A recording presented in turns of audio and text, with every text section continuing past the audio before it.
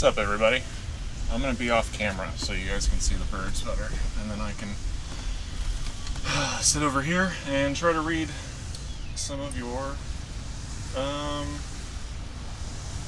chats. So we're going to try this and just see how it works. I know it's going to be a little bit noisy because people are cutting the grass and there's kids in the background and stuff, but you know, it is what it is. Ow, Rhea! Go back over there.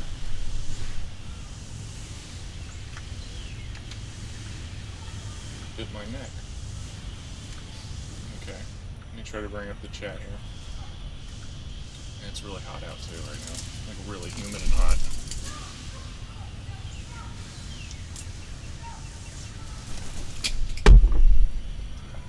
What do you come over here for? Go back over there. Go eat some food.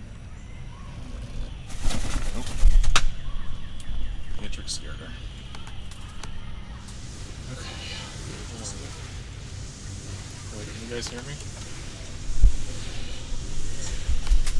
Maybe it's the wrong side. Maybe it's the wrong side. There we go. My bad. Should be good now. Good now. I had to turn the microphone around. My bad, guys. Had it on the wrong side. We're just gonna chill here for a while tonight and see what happens. And mute all my notifications so I will not be disturbed. How's everybody doing?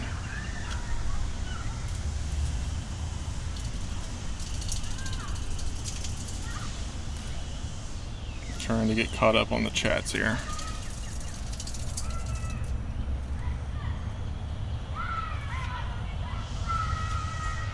Besides blueberries, what are their favorites? Favorite fruit? Papaya is a big one. Guava, dragon fruit. What else? They like bananas sometimes. They really like papaya and blueberries, I would say, the best. Which is good, because that's what they get the most of. Are you just going to sit over here, Rhea? Where nobody can see you? She's sitting... Okay, there she goes. She was sitting on my leg.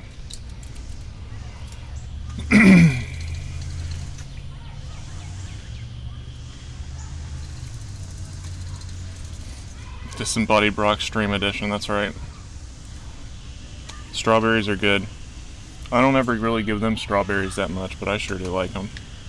I don't think they really like strawberries that much. I think every time I've really tried to give it to them, they've just like shook it out and dropped it on the ground.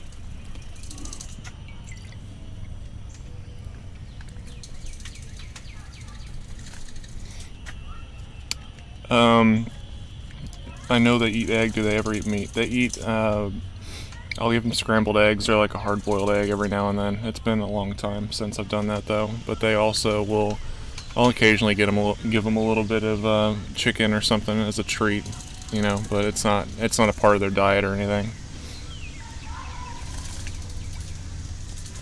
In the wild it is, but not here. They have pellets to compensate for that kind of thing.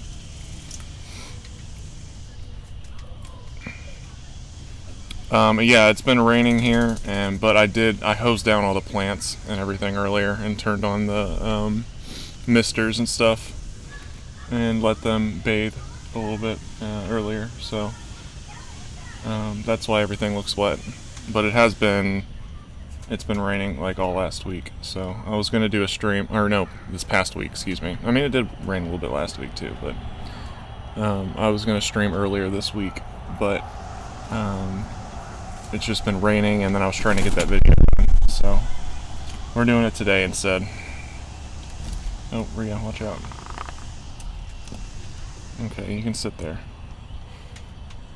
Rhea's sitting on the back of my chair back here. Are Beatrix tail feathers growing back in? Yeah, she's got 2 little tiny baby ones right now. hopefully she'll continue to maintain them and not break them or hit them on anything. You can kind of see a little bit of her 2 little baby tail feathers sticking out there. Nikki F88 sent $5 and said, "Thank you for streaming." It's my pleasure, Nikki. Thank you for coming. Beatrix, well, all the birds, like when they get wet and take a bath, they just scratch the absolute piss out of their beaks. They very obsessively clean their beaks.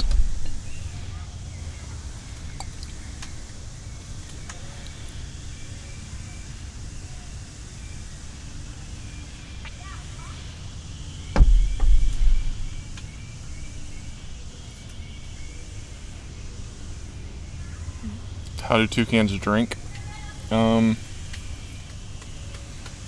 have to see a video of it. They just kind of like stick the tip of their beak in the water and slurp some up and then throw their head back, and they're very messy about doing it, but they don't really drink all that often. They get most of their liquids from the foods they eat. They usually just like to play in their water instead of drink it. Oh, I need to bring up the Streamlabs thing so I don't miss anybody else's chats.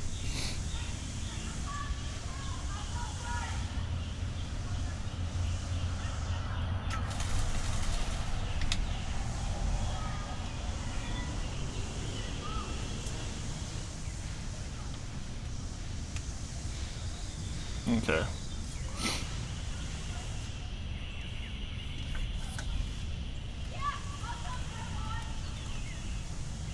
Hopefully those kids will freaking shut up later. I don't know if you guys can hear them in the video or not, but I know I can sure hear them.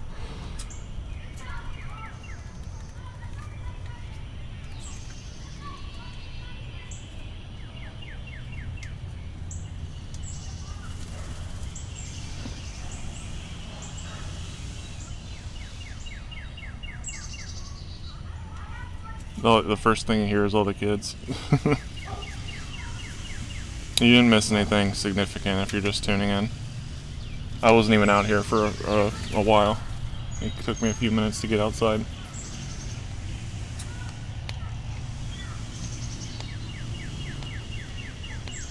What's their favorite toys? Beatrix really likes the little rubber snake. And they all love those little orange Converse, like the mini Converse shoes. Oh, someone's weed eating over there. I have the mic turned away from that direction, but he's like way out there, and you can still hear him. Jeez. But yeah, they all like those little orange, or the little Converse shoes. The orange one's their favorite, but they like all the little shoes. I don't know why they like those shoes so much, but... An update on Beatrix?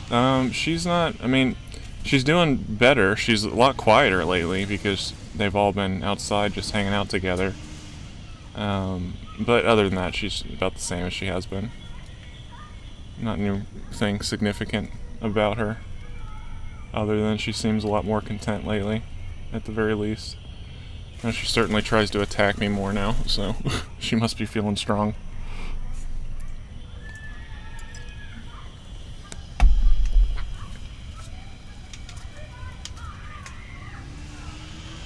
Do you have any ideas for the videos and the new series you started making yesterday?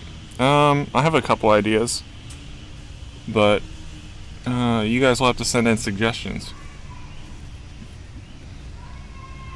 I remember there was this one myth, I don't know if anybody still believes it, but a while back everyone used to, like maybe 15 years ago or more, everyone used to say that toucans like pooped sideways or something, like they pooped like their poop shot out sideways, or I don't know, something along that line. I remember like reading that on the internet a lot for some reason back then. I haven't seen it lately, but they don't poop sideways, it just goes down.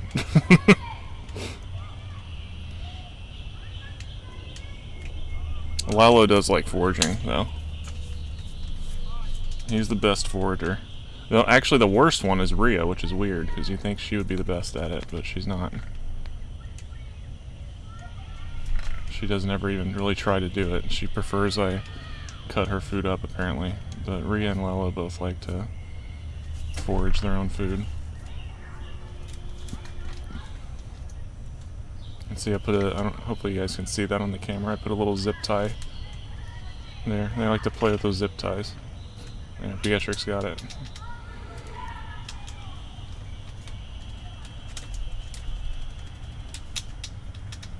Oh yeah, very fun. A zip tie.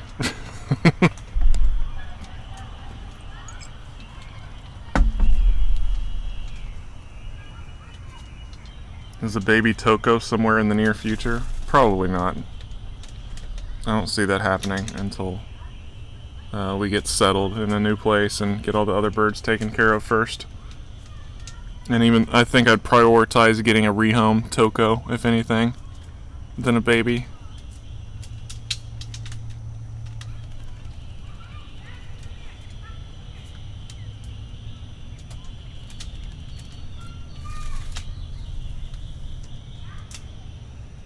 I said you would think that Beatrix would be the best forager, not Rhea. Because Beatrix is more wild the way she behaves. You'd think she would want to forage more than the other two. But she doesn't seem to want to out here at all for some reason, while the other two do it all the time. But she is having fun with the zip tie. Acer Light sent $24.99, but with no comment. Thank you so much, man. Good to see you again.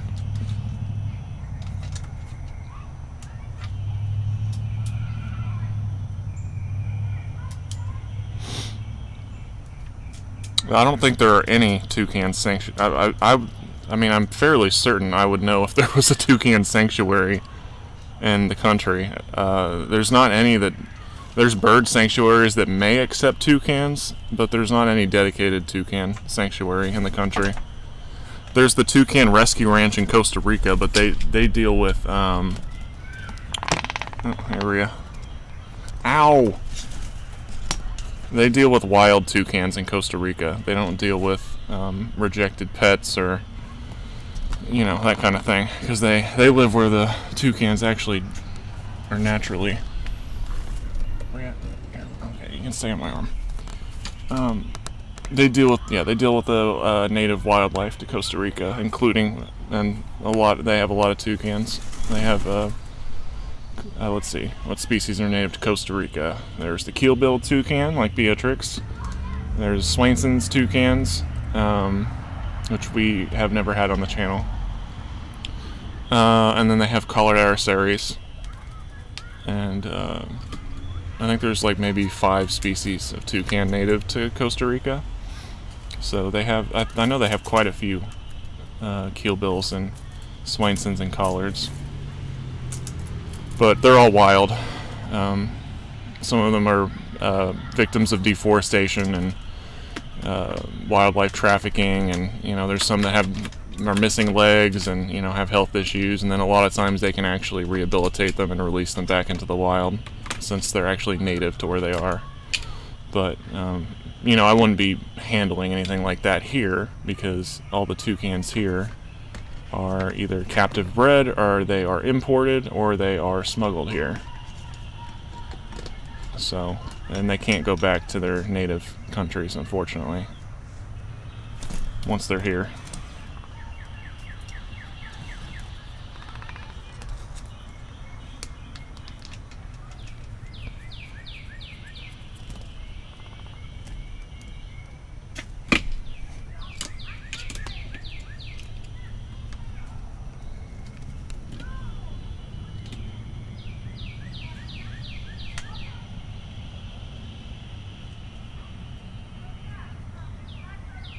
Swainsons are one of my favorites too.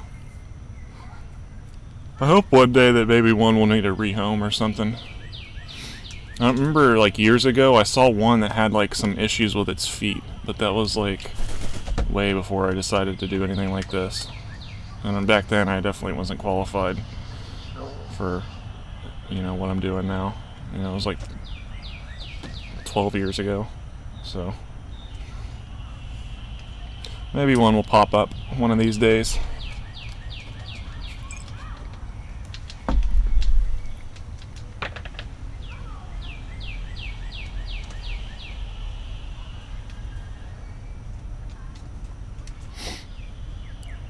Can species interbreed? Technically, they can if they're in the same genus. But practically speaking, that's another story.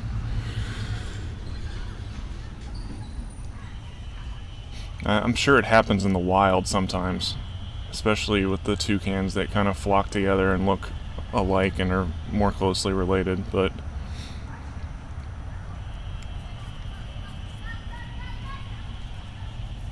like the red-billed toucan and Cuvier's toucan are both very closely related to each other, and I'm pretty sure they interbreed and flock together in the wild naturally.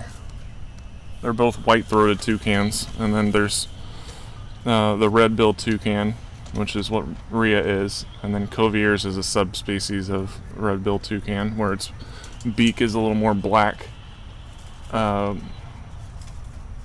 instead of red. In fact, it's all black, it's not red at all. But they're very, very closely related.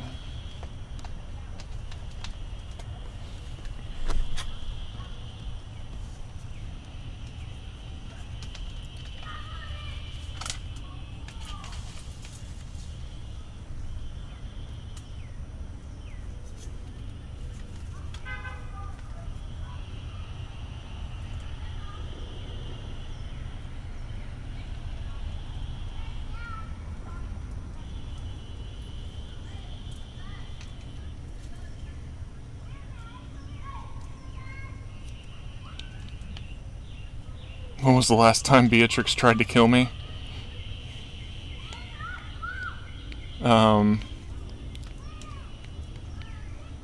Just the other day.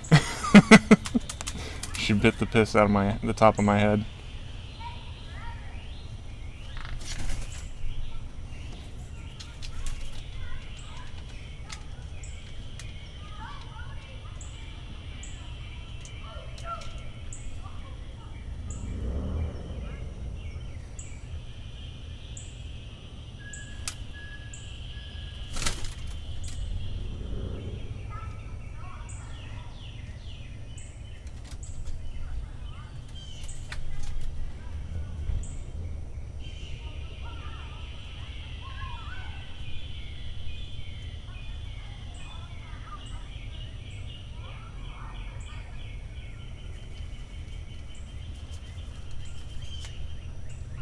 I'm here. It's not just the birds. Do the birds enjoy music? Rhea definitely enjoys music. She starts making her call anytime I play music or she hears my guitar. She gets excited about that.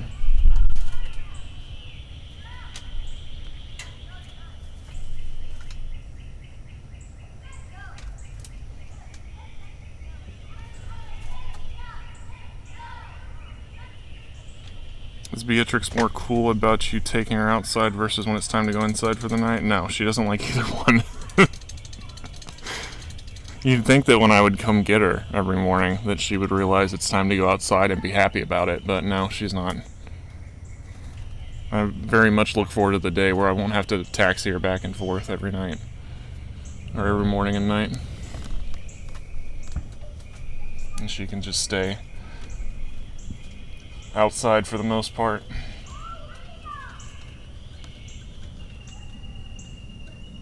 Getting mosquitoes already. I haven't had some mosquitoes out here in a few days. And now they're coming, of course, right now. Ever thought about using the YouTube membership options? Yeah, actually, that's what I was working on when I first started the stream and I wasn't outside. I thought that I had finished it because it got approved or whatever by YouTube, and so I was going to try to go ahead and launch it before the stream. But Rhea's digging in the dirt. I don't know why she always does that. Anyways, what was I saying?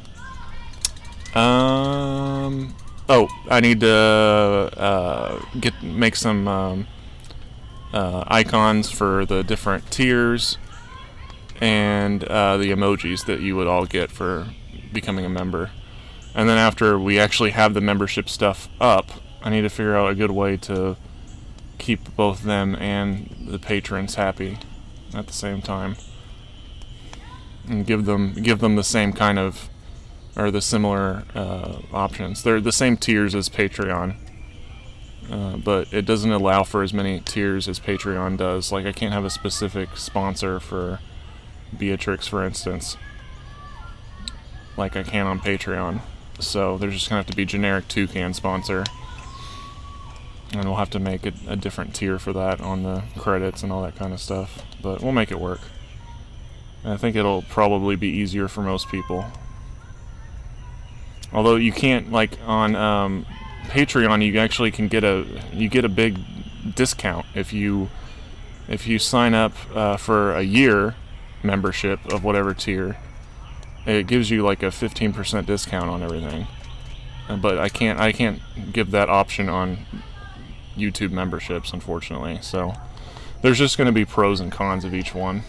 But I was thinking of maybe doing something where if you're a patron or you're on the membership, I'll have streams like this up where it's just the birds. I won't be out here, but you guys can watch the birds and enjoy the sounds of outside and the birds playing and stuff. Maybe I'll come out sometimes, but I won't be as involved as I am like for the normal streams like this.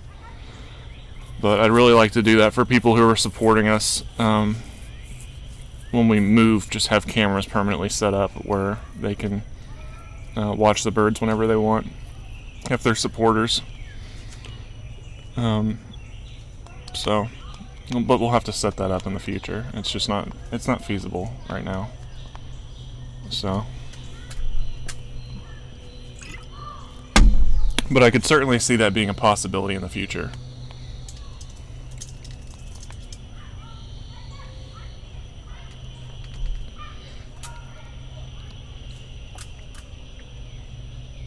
What bird was what?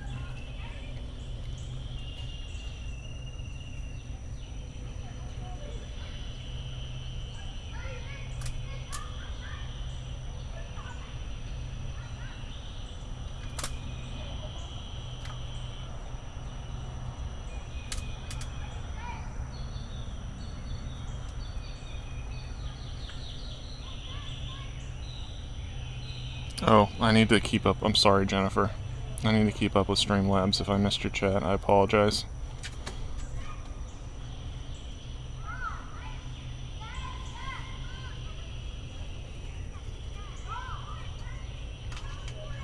Let's see. Jennifer asks, "Hi Brock, my question is, who has or had the hardest bite? Or do they bite with the same amount of pressure?" And with Ripley would definitely have the hardest bite if we're talking about all the birds. I don't know, because Rhea, and neither Rhea or Lalo have really bitten me full force like Beatrix has. Yet, at least. So, I would say Beatrix probably packs the most punch. And she's got some pretty good little serrations on her beak, too. But if you want to take everybody into consideration, Ripley definitely had the most bite. But her beak was bigger, much bigger. So, you know, that's how it works. Rhea, what do you have? Hey, what's in your beak?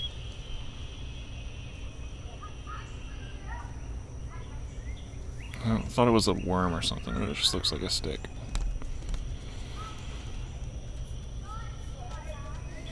I don't know why she's always trying to get behind stuff and get into trouble.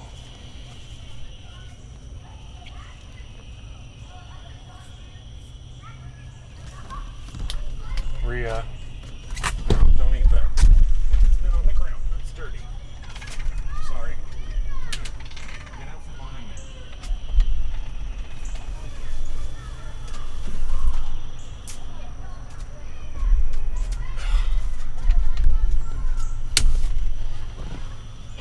I don't know where she found that little papaya at, but I didn't want her to eat it.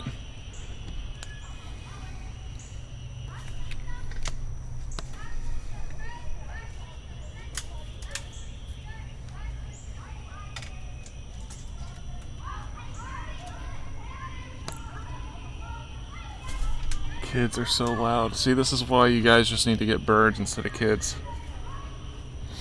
I'm now reminded of why I have birds.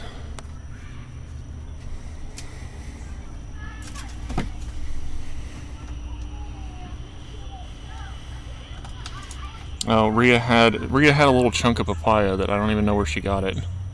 But it was probably old, so I didn't want her to eat it just in case there was some kind of something growing on it or something.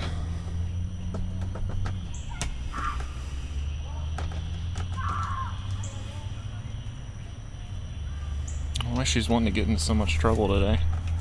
Now she's like digging in the corner over here.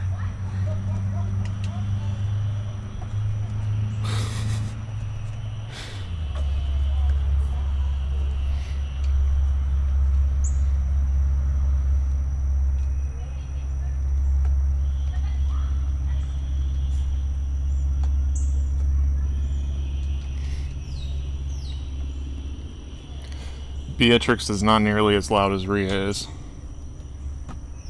She makes more noise. Well, she did. She hasn't been lately, because I think she's been a lot more content. But I know that having them inside when it's cold sucks, because they don't get good sunlight and time with each other as much. But, you know, not much you can do about that.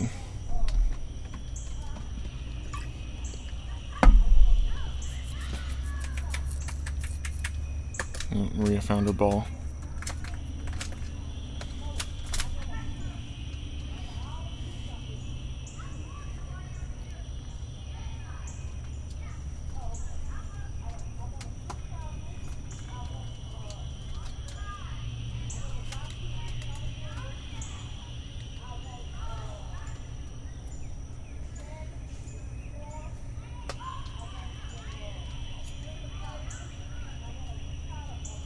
Am I willing to talk about the move to Texas? Yeah, of course.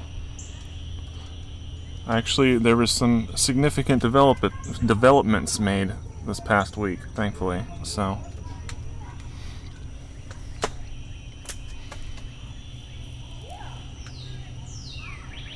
but we still get Bird and Brock streams when I move. Yes, we will do that. I'm just talking strictly.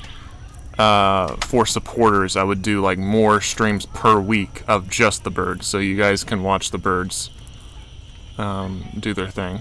But I wouldn't be as involved as much, so it's not as much pressure on me.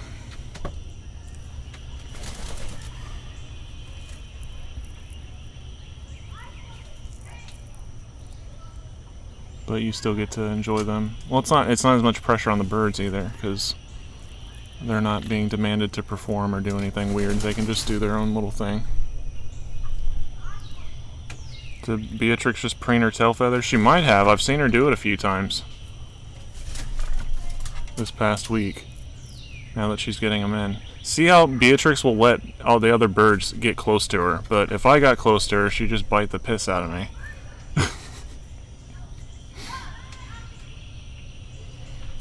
Is Beatrix flying better, not just jumping around, but have you seen her fly? Yes. All her flight feathers are in. She can fly. She has flown around the house a few times. I need to change that nest out, probably. I won't let them destroy it. I accidentally left it out here in the rain.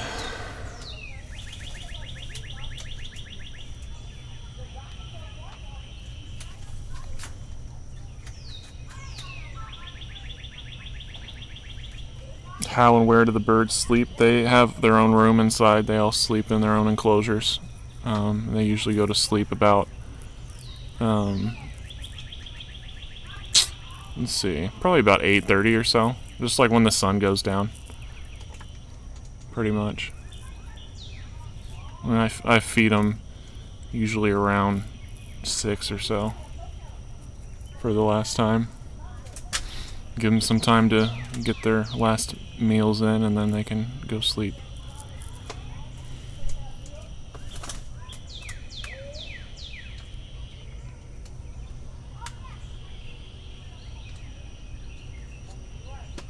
How do I move her without getting hurt? I have some gloves that are like intended for birds of prey and stuff that help me handle her a little bit easier so she can bite me and do what she wants to without me getting all scarred up like usual.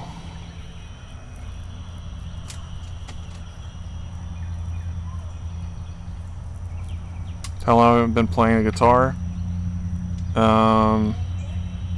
Let's see, since I was like 14 or 15. So, like 14 years maybe? Yeah, somewhere around there.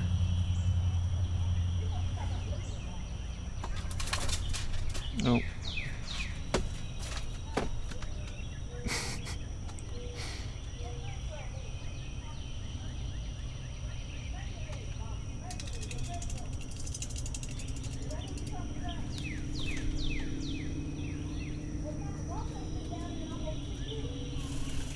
Yeah, Beatrix has been flighted for a while. She just hasn't had her tail feathers. But for some reason, toucans just like have an issue like not breaking their tail feathers.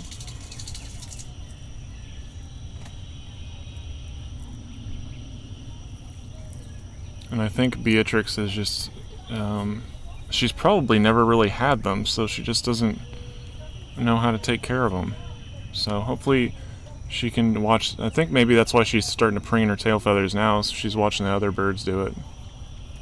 So she's like, oh, okay, you're supposed to actually maintain these. Huh. She's had tail feathers, a full set of tail feathers before with me, but they've always been all mangled. Like, she doesn't preen them or wash them or anything. So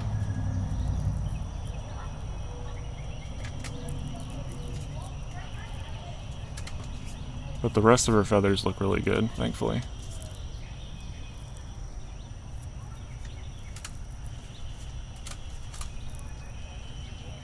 Beatrix saw a bug. She was ready to murder it.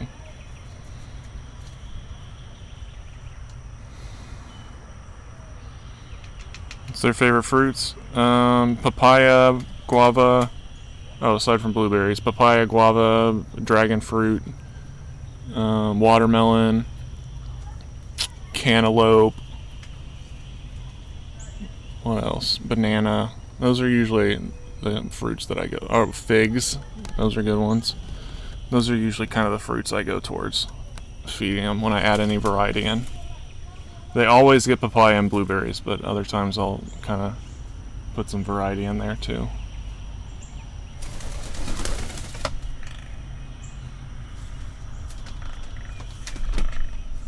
What are you doing, Rhea? Rhea likes to be on the ground. She's like under my chair now. She always likes to sit under my chair. She likes to hang out around me a lot.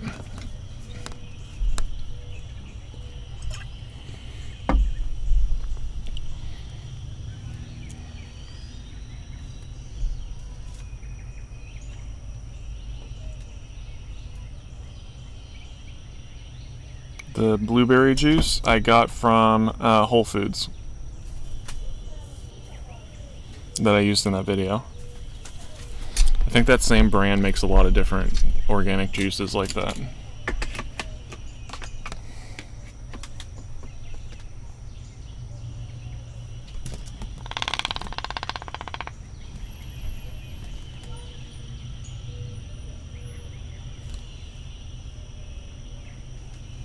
Why is Beatrix so skittish around me? Because she was most likely wild caught and doesn't trust people.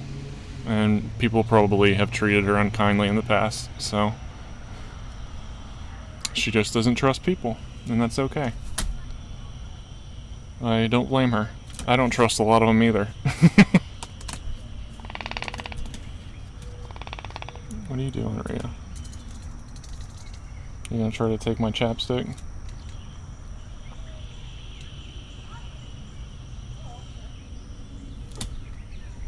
Beatrix basically just needs to be left alone with other birds so they can be birds together and not have as much human contact because it makes her nervous.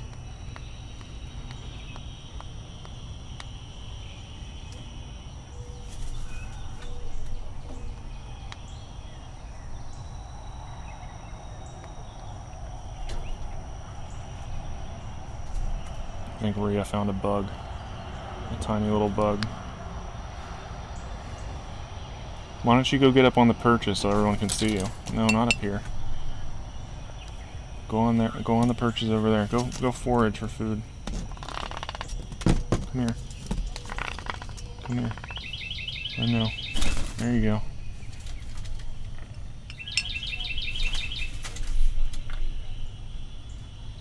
I don't know if you guys remember, but but Beatrix could hardly jump or perch or like she would slide around on the floor and stuff all the time when I first got her because her legs were so weak. She didn't, she had muscle atrophy in her legs, and now she's jumping around and flying, and it's encouraging to see.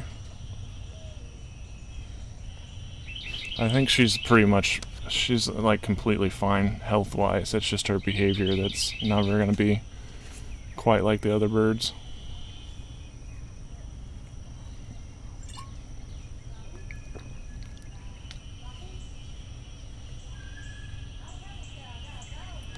I need to go use the restroom here in a second.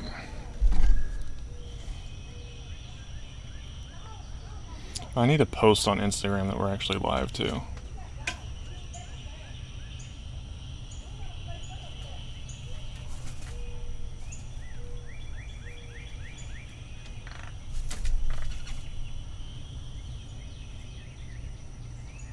The picture's too dark.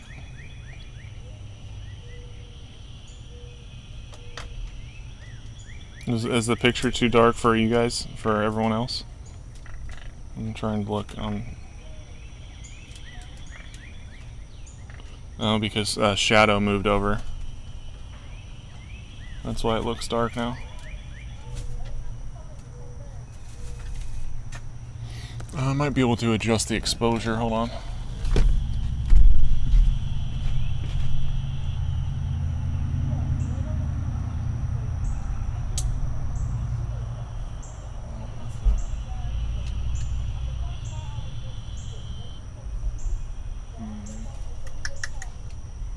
Give me a second. I'm gonna have to unplug the camera, so give me a little second.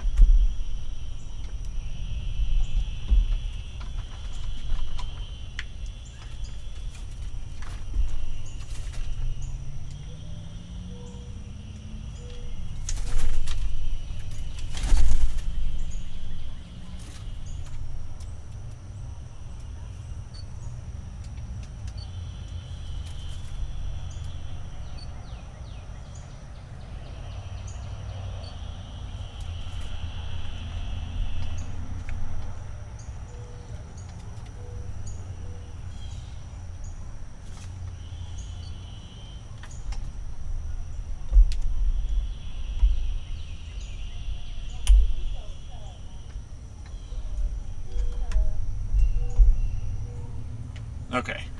Is that better? Actually, I'm gonna go check the picture and use the restroom. I'll be right back.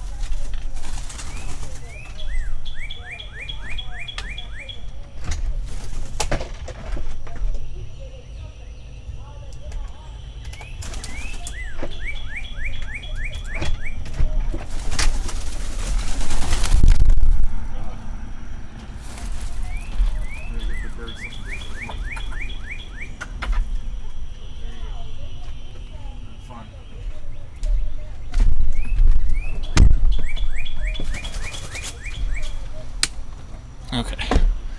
I got him a bowl of food since it's almost that time. Man, I need a snack too. I should probably post to. Well, let me make sure the stream's still going. Toco Solist says squawk. Taco, not Toco, excuse me.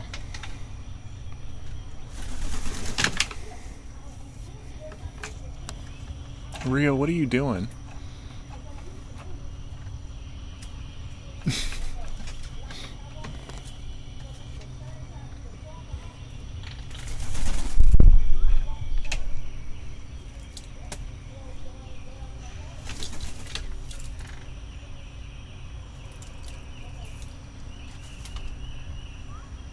Trying to catch up on comments here, see if I missed anything.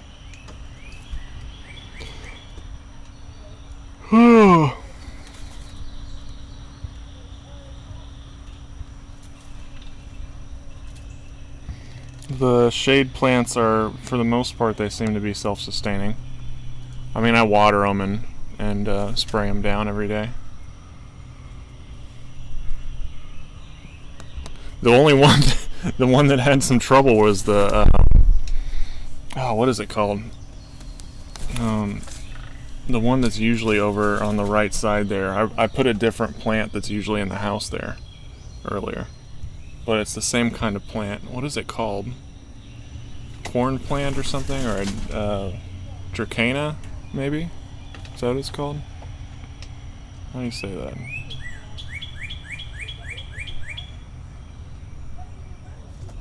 Yeah, Toucan. I think maybe I put it too much in the sun though. And also the birds just freaking destroy it. So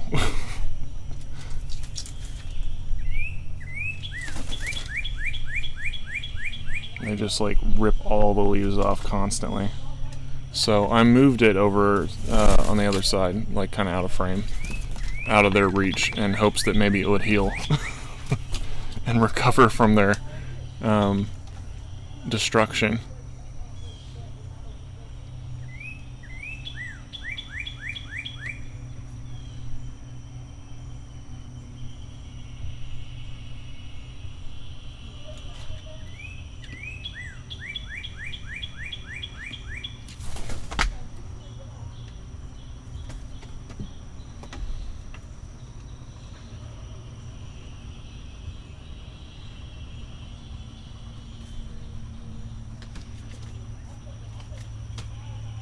Try to get back to Streamlabs, make sure I didn't miss anything.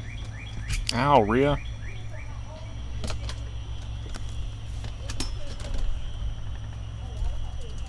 Biting my feet. Okay. I think we're good.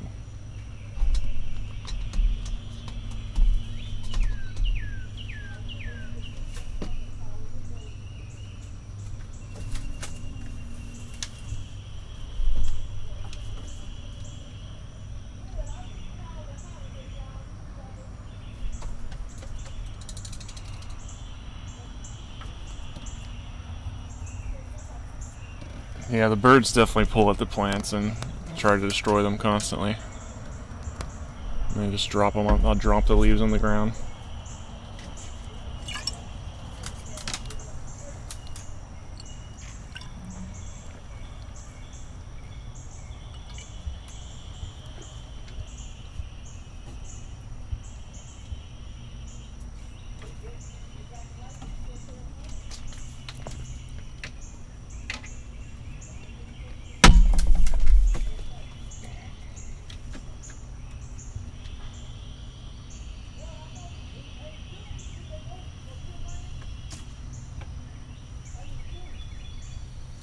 I am drinking a Coke.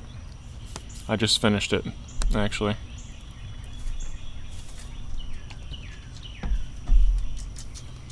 Oh, Rhea found a stick. She's now playing with the stick. Who needs bird toys when you have sticks, leaves, and zip ties?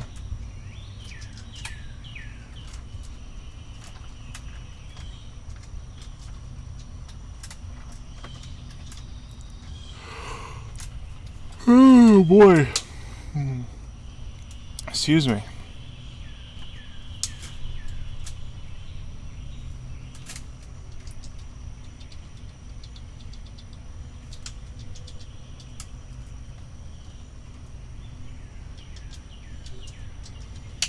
Yeah, they're making compost. I should probably... I'm gonna try to post something on Instagram and all that, I guess.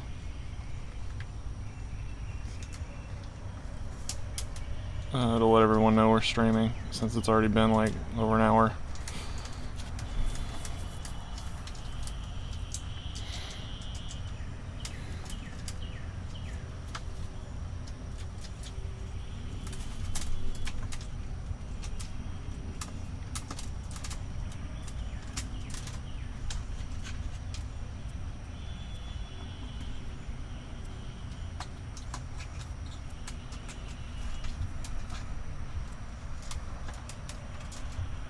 Need to find a good picture though. This one of Beatrix is pretty good.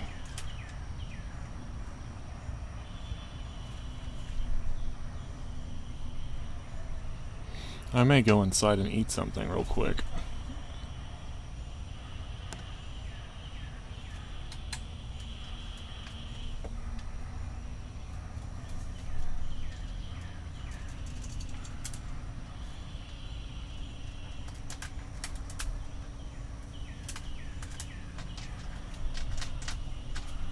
I should have probably eaten before this stream, but whatever.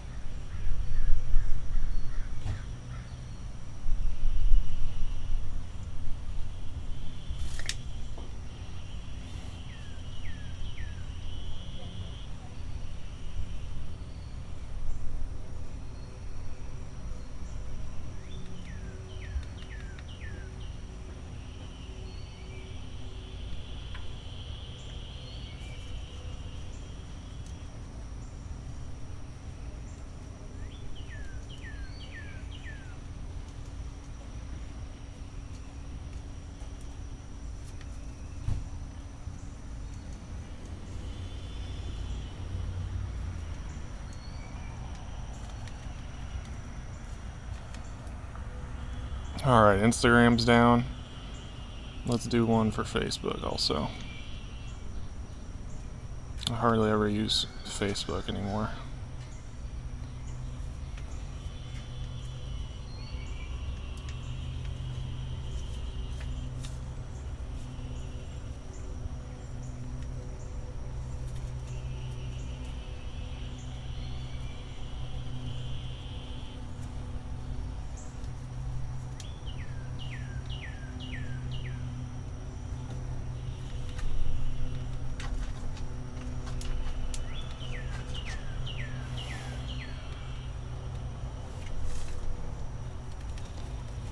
Okay, that should be good.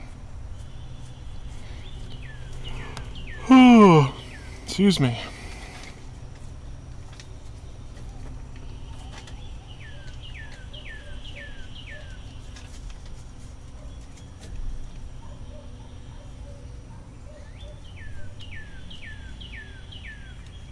You can see Beatrix's one little gimpy tail feather there in that picture that I posted on Instagram just now. Her little tail feather.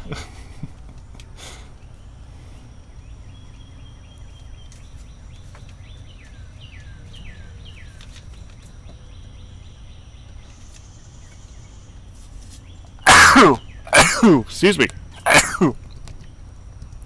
Oh, jeez. Like a bug fly at my nose or something.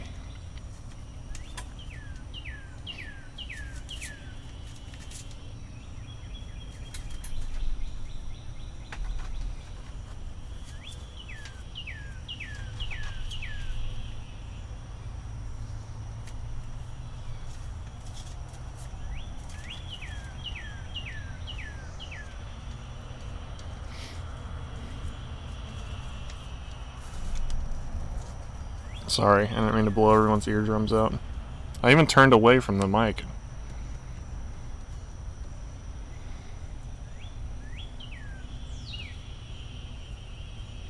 What kind of toucans are they? You have a keel-billed toucan on the top right, channel-billed toucan on the bottom, and then a red-billed toucan on the left.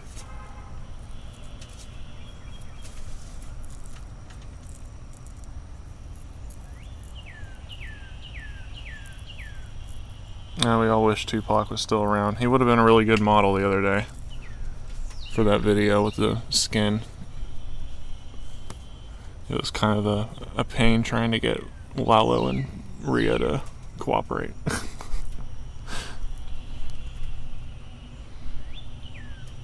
What other toucan myths?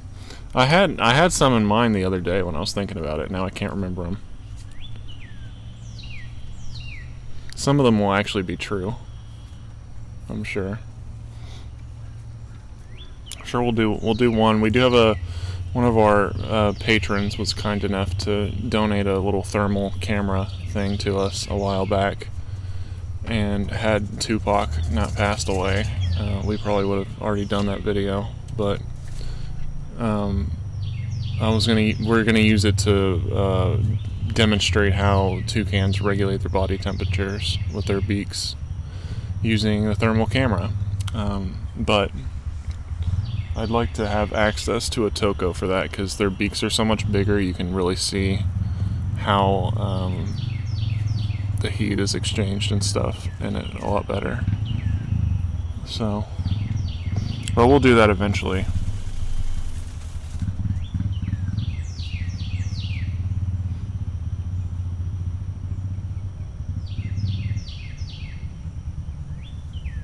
If I go eat, I'll run inside real quick and eat, and then I'll come back out in a couple, like 5-10 minutes. I don't want to eat and crunch in everybody's ear. I'll probably make some. I don't know. I'll have to look.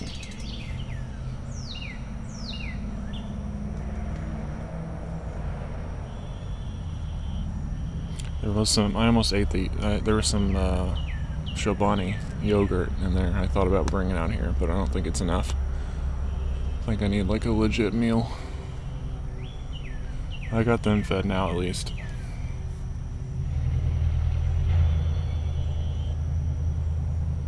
Do I ever feed them meat? I have before, but they have a pellet that compensates for not eating protein in captivity that Missouri makes.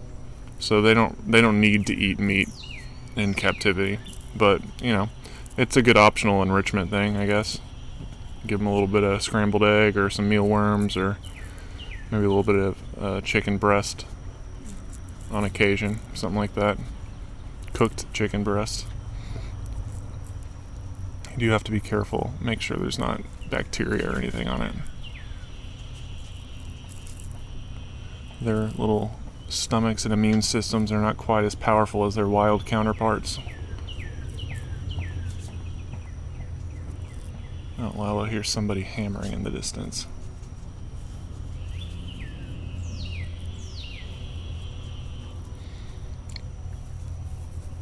Lalo's feathers are getting so shiny now. He's losing all his baby feathers.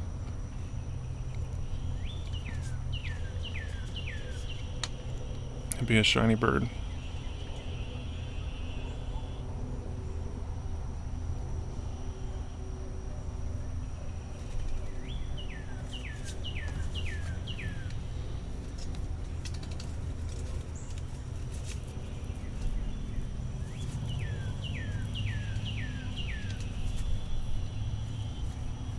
How the birds doing since they can't exist in the same space? They're doing well. I mean, like Lalo and Rhea have always been pretty content, but Beatrix is doing a lot better since she has some interaction from other birds and can be outside and stuff. So I think Lalo and Rhea are pretty content just like hanging out with me. But Beatrix, on the other hand, since she doesn't really trust people, she needs to be around other birds. So she's been way better. She's been much quieter too. So that's good.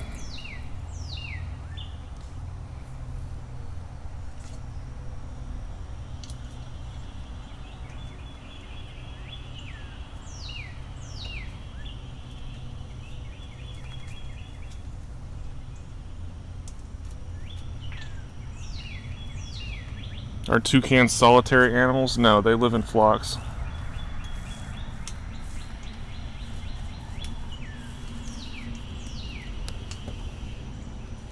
And they live in family groups. And they are monogamous. So they have their little boyfriend or girlfriend for their life.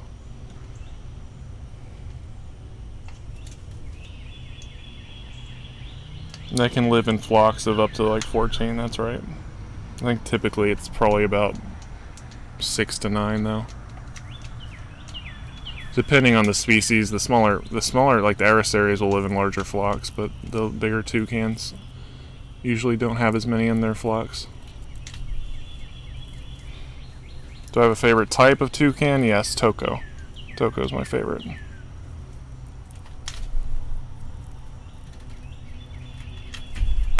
Oh my goodness. Lalo. How did you do that?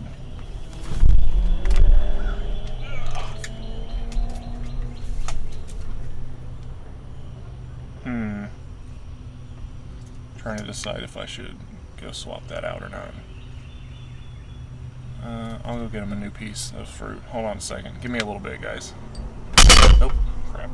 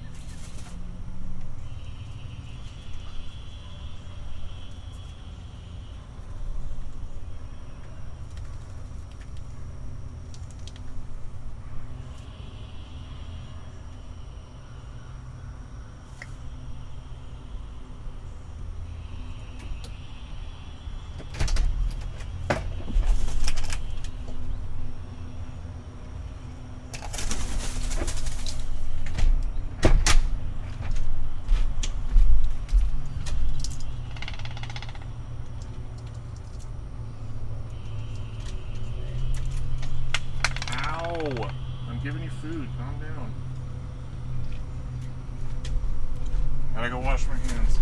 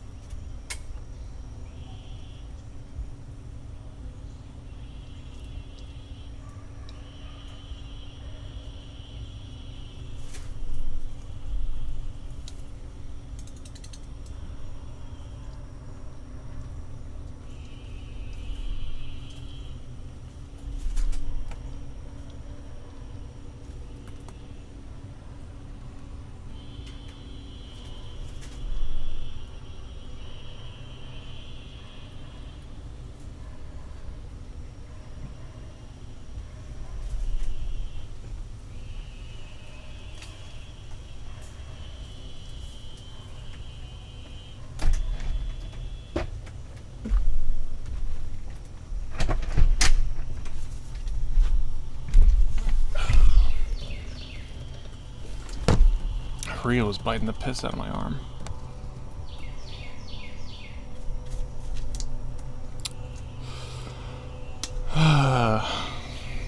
Okay.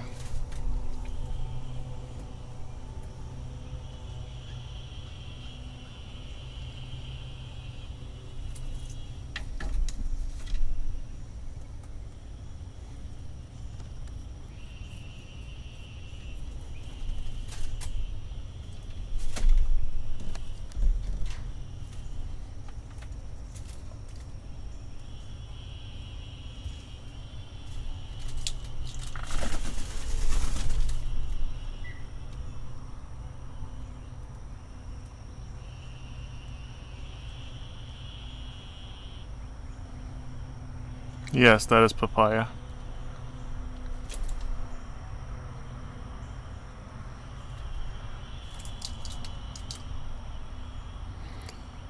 Can different kinds of toucans, like the ones you have, live in one flock, or are your birds special? That's a good question, actually. The only birds that I have that have natural overlap in the wild, like share territory, would be redbill and channelbill, so Wallow and Rhea. Most likely, maybe in some parts of like northern South America, but keelbills for the most part just aren't native to South America, except for the very northern parts of it. So there wouldn't be any overlap there. They wouldn't naturally interact usually, but there have been instances where several different species of toucans all flock together in the wild. But I don't know. Maybe I'm not sure about these particular species. I've never seen that. I've seen keelbills and Swainsons flock together, along with some Araceres. But I haven't seen any channelbills or redbills flocking together, although I'm sure it's possible.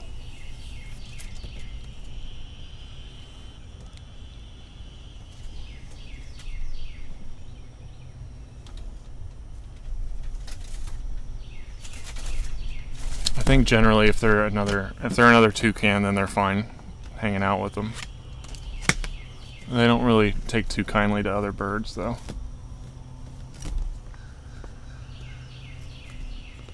Toucans only. They're racist. Are you racist, Rhea? You only like other toucans? Come here. Getting fruit juice all over me.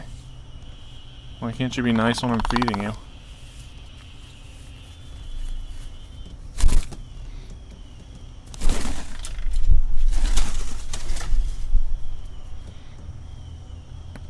Ooh. Ooh, I don't know if you guys heard that. That was my neck and my shoulders. Felt good though.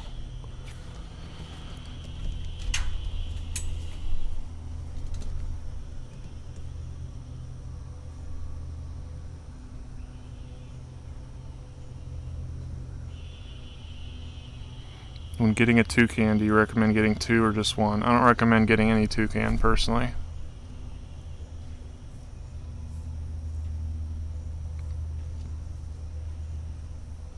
But I think they can do fine with just 1. But I wouldn't recommend getting them.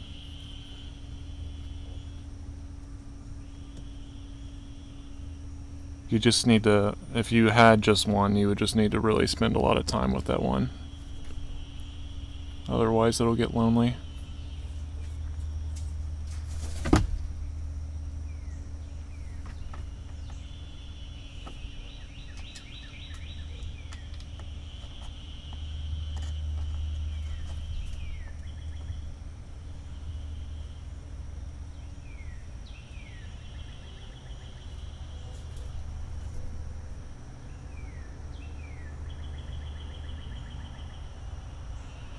Can you tell the sexes apart within a species, or do they look about the same?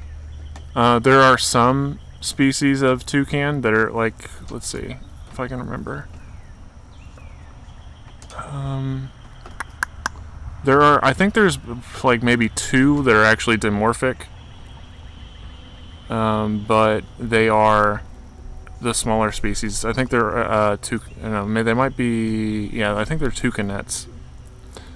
So there are either 1 or 2 species that are truly dimorphic, but most toucans aren't dimorphic.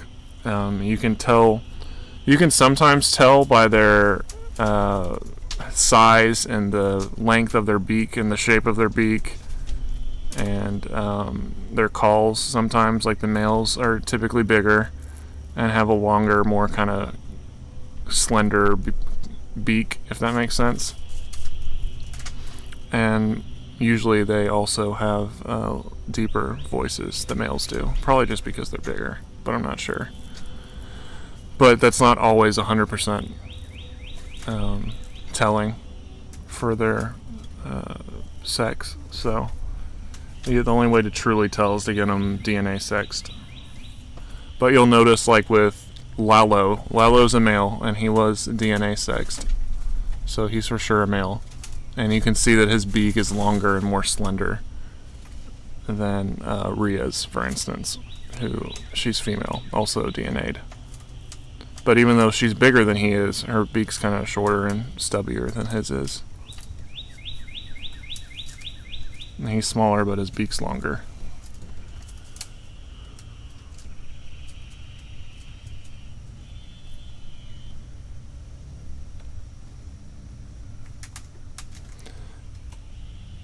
Debbie Putnam says, "Love the outdoor stream. I always enjoy watching the flock doing bird things. You've done so much to make their lives better. Thank you so much, Debbie, and thank you so much for the chat." That's extremely kind of you and generous. Threatened? Or not threatened, but what's the word I'm looking for? Let's see. Most species are least concern. And what's the one below that? I'm trying to think.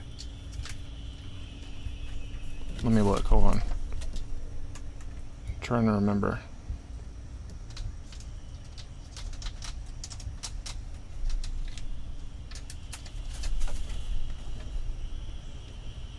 Vulnerable.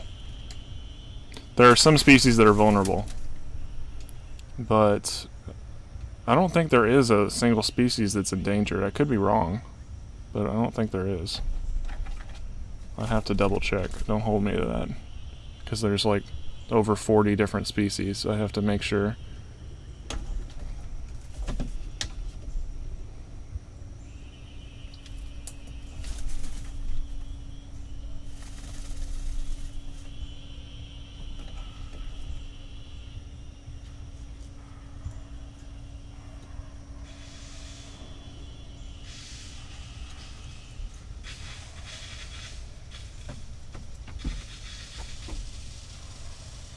And I'm trying to find if there's any species that are considered endangered. Almost all of them are least concern.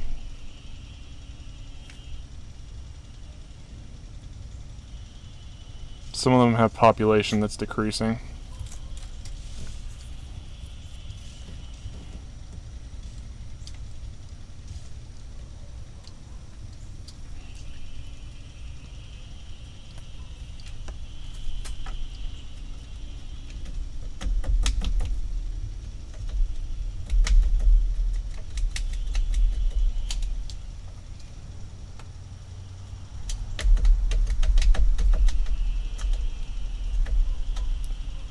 Can't find any that are truly endangered. Some of them are considered vulnerable.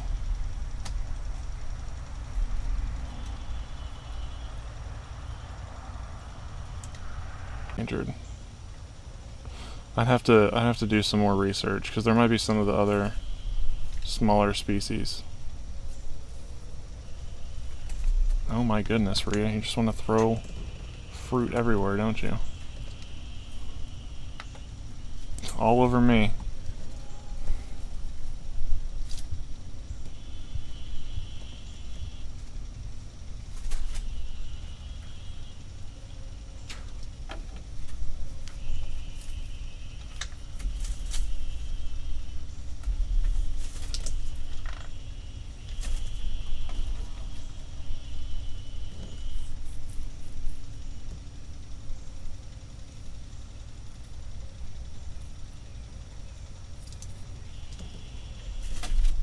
The ones that are most threatened are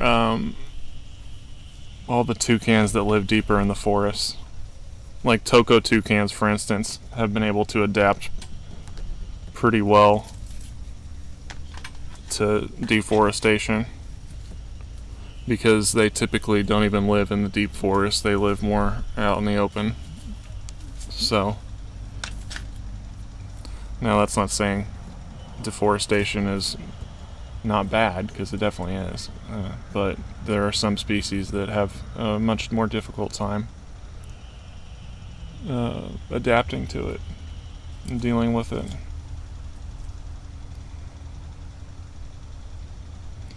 Dina King says, so nice to see Beatrix. She is a ray of sunshine. She looks like a ray of sunshine. I wish her personality reflected that. But she is a very beautiful bird. Oh, sprinkler's going off. Thank you, Dina.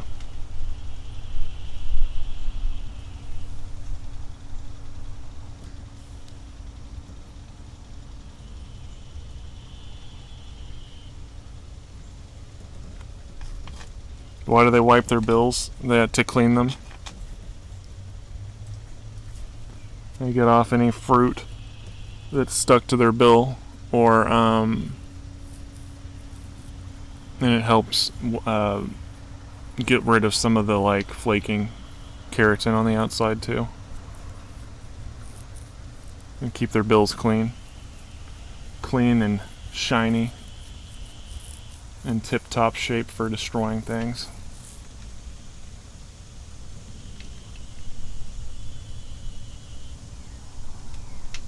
Lalo's like 10 months old.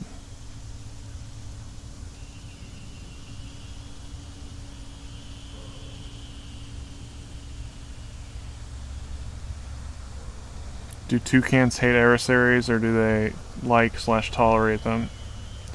Some arasaries will flock with larger toucans on occasion, so I think they at least tolerate them.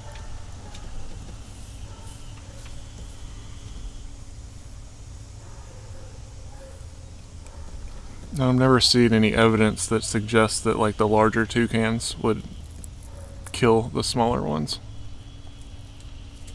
They might, I don't know, but I've never seen any images or anything of it. I've seen a lot of video and stuff of them just kind of like flocking and eating together though. So.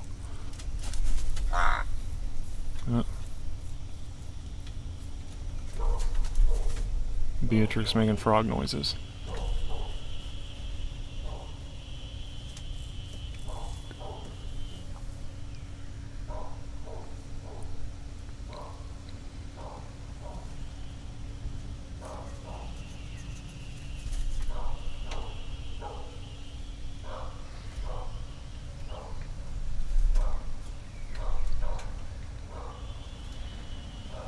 Well, they're probably super fragile in captivity because, I mean, there's a lot of factors that go into their diet and the way they live in the wild that we can't really exactly reproduce in captivity. It's better for them to be outside because they get a lot more of that stuff, a lot more of those factors put back in the picture. Like, for instance, like a bird that lives outside and is playing in the dirt and eating food off the ground and all that kind of stuff is going to have a way stronger immune system than one that just spends inside in a, clean, spiffy cage. So in the wild, they'll hunt other animals and eat fruit that's probably rotting and, all that kind of stuff. And then when the parents are raising the young, they can get a jump start on all that gut bacteria from their parents when they're babies, and they just don't have that kind of luxury in captivity because the birds don't live the same way. And there's a lot we don't know about their diet still, so...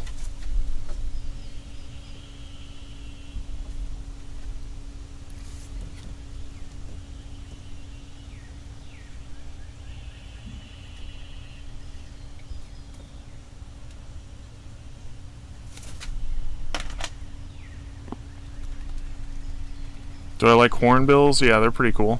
They're a convergent of toucans. They're not related to toucans, but they evolved very similarly in different parts of the world.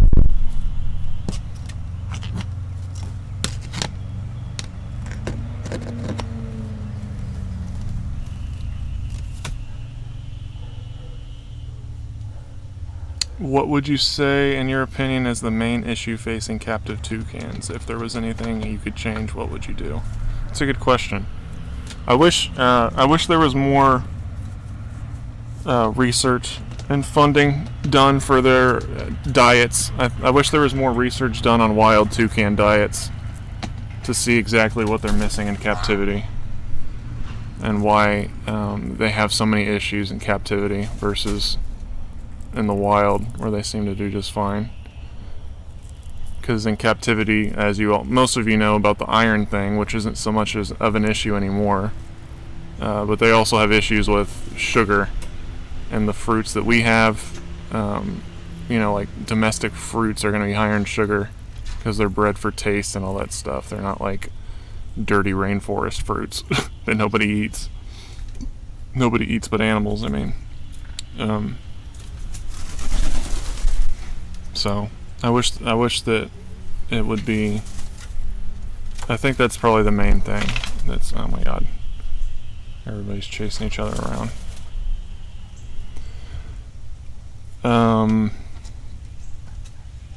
That's probably one of the things we don't understand the most. There's been a lot of good developments over the past 20 years on their diet, but I mean it's like miles ahead of what it used to be. But it's still, I don't think it's still quite there. But it is way better than it once was.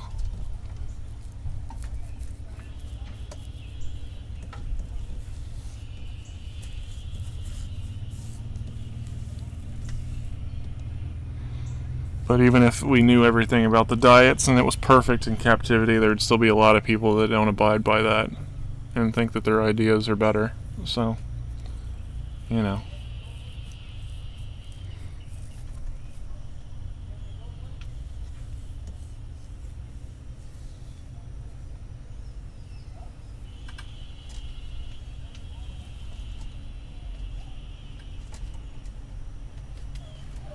don't think the iron. I'm not sure the iron is it might be an issue in the wild, but we don't know.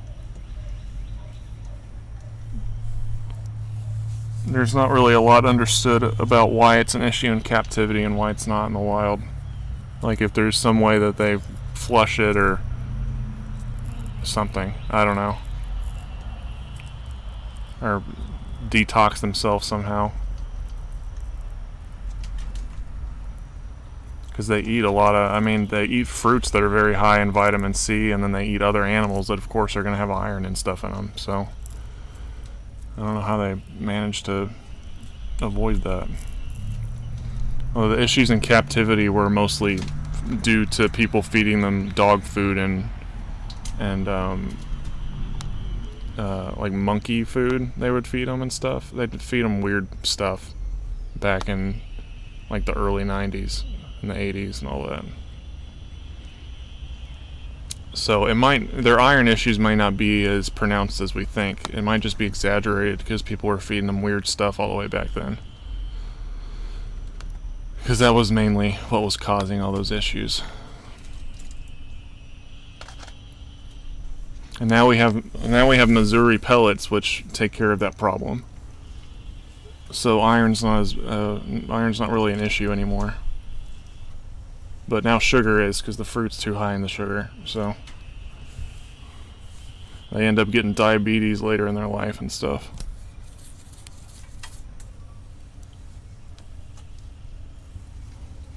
It's hard to say, because like, take Tupac for instance. He was 18 years old, and so he was alive all the way back when they were feeding him weird stuff like dog food, you know. And he had issues later in his life that were probably in part, you know, due to what they were feeding him all the way back then, but they just didn't know. So, I mean, toucans haven't really been in captivity for as long as you would think. You know, maybe 30, 40 years.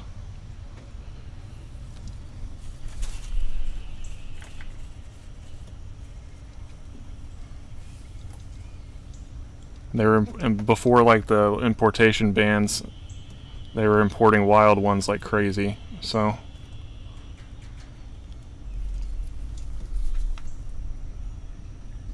Rhea is just making a huge mess and shaking her beak, and I just feel these little bits of papaya just hitting me in the face.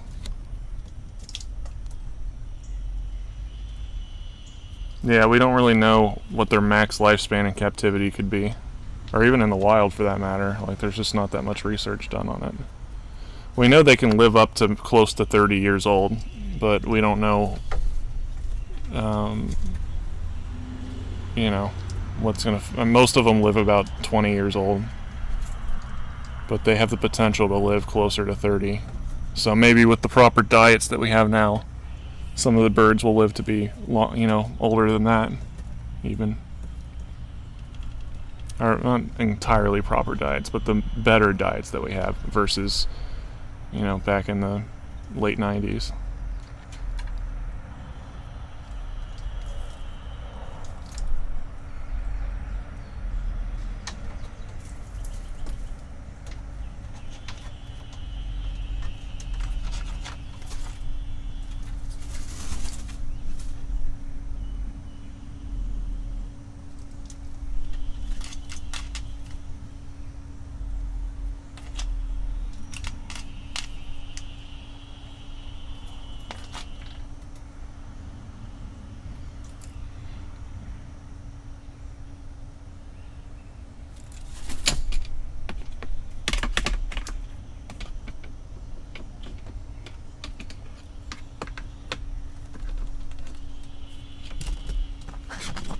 Oh, Rio, what are you doing? I need to go eat something in a second, if I'm going to keep this stream going for longer. Yeah? You want some pets?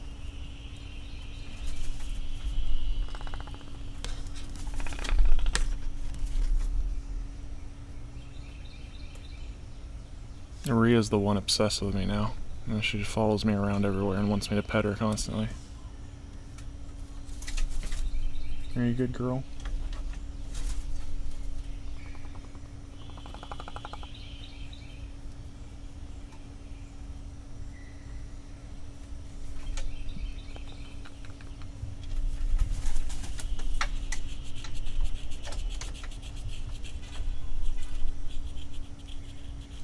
black on her beak is like peeling off.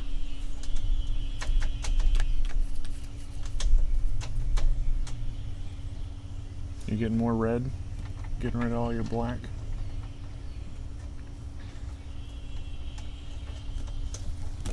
Getting to be a pretty bird? Come here.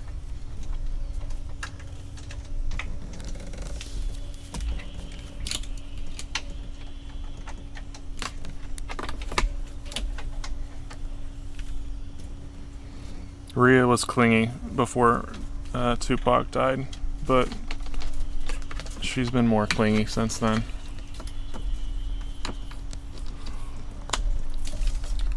Oh, Lala, don't fall, buddy. Ooh. Oh, camera died. Okay, hold on a sec.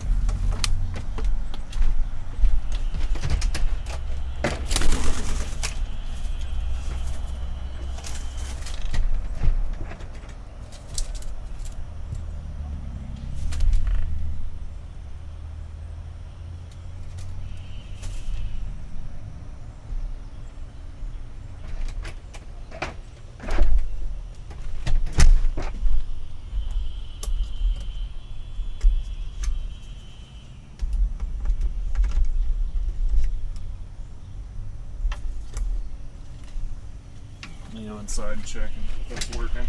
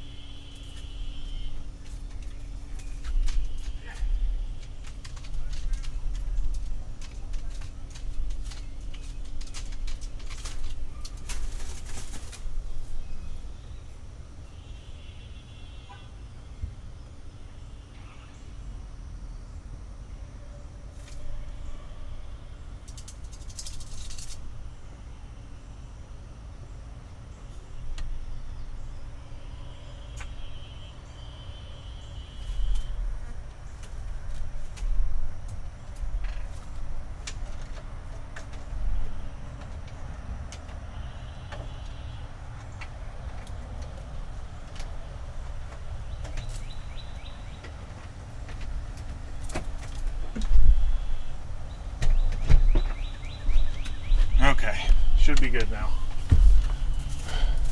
I'm gonna check a few more of the comments to make sure I didn't miss anything, but I'm gonna go inside and eat for a second so we can keep the stream going.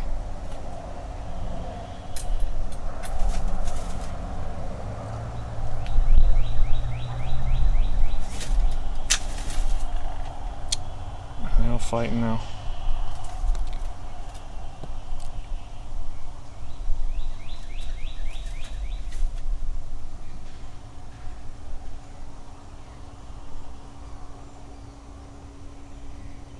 Does Beatrix ever make happy clicks? Yeah, she does. You give her a toy or something, she'll get happy.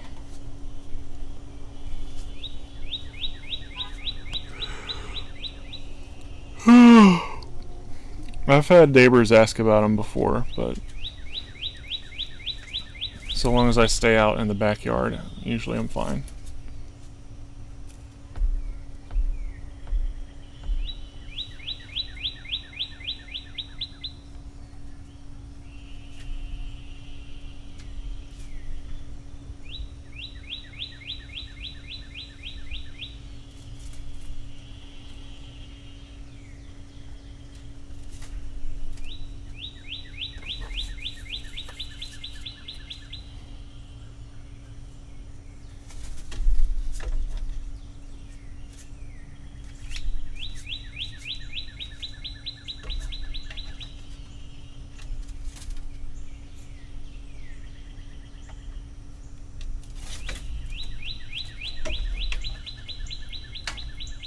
try to give Beatrix some toys or something.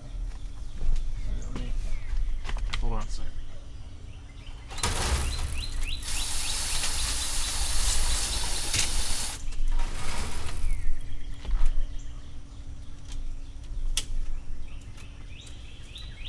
Clean that off.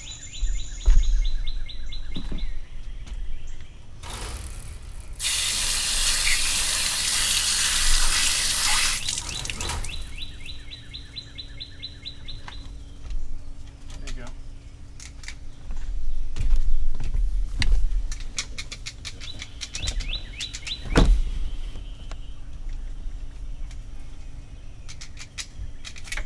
Uh-oh. You gonna come get it? Come on. Come on. There you go. Good girl.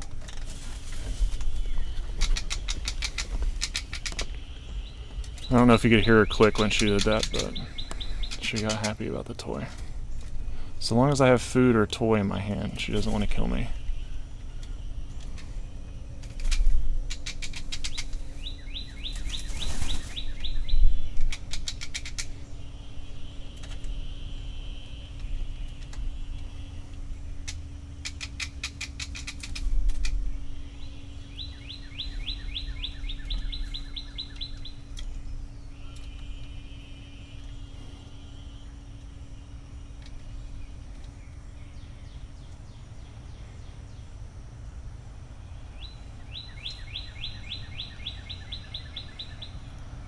How many of you guys would want to do streams like more during the weekdays than on Saturday or Friday?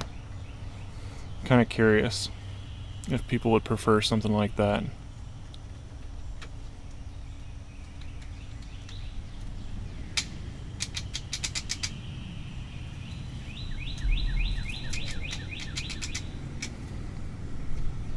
Am I planning on doing more educational stuff? Yeah, of course. Those are some of my favorite videos to do, but they're really hard to film and edit. They take a lot of time.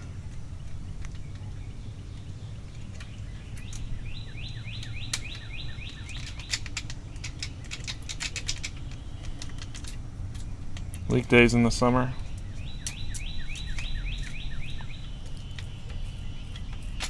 I'm going to try to switch it up a little bit, because my thinking is like a lot of people are probably doing stuff on Saturday evening, whereas when they have work the next day they might not have as much going on.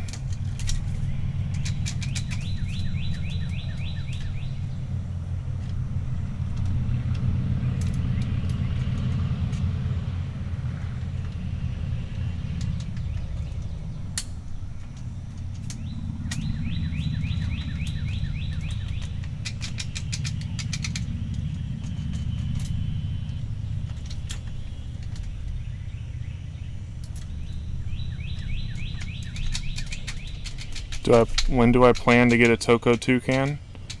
And it's going to have to be after I move.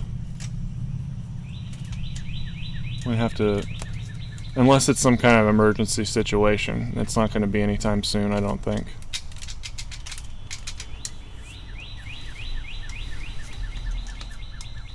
Unless it's something like Tupac, where he doesn't really require much room.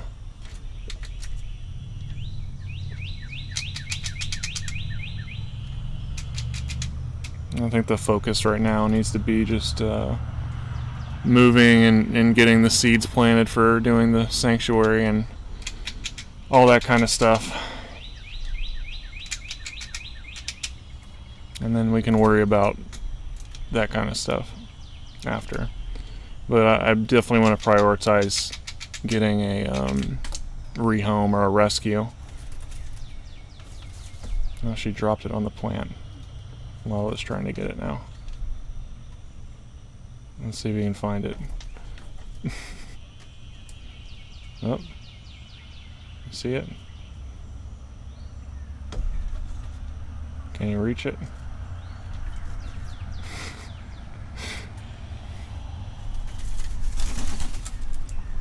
Please don't destroy that plant too.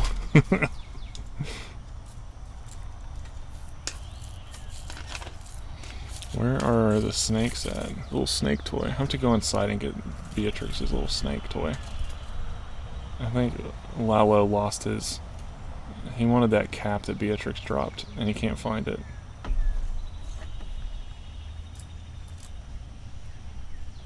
And Beatrix is looking at it still. Maybe I should get it for her.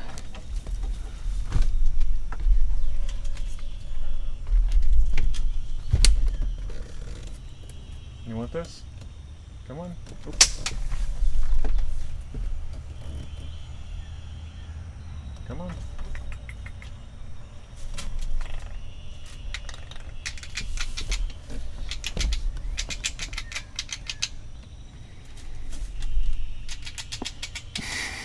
Beatrix nearly pooped on Lalo's beak. Well, that's going to happen at some point, I'm sure. I don't think you're going to be able to avoid a bird eventually pooping on the other one. I just have to wash it off when that happens.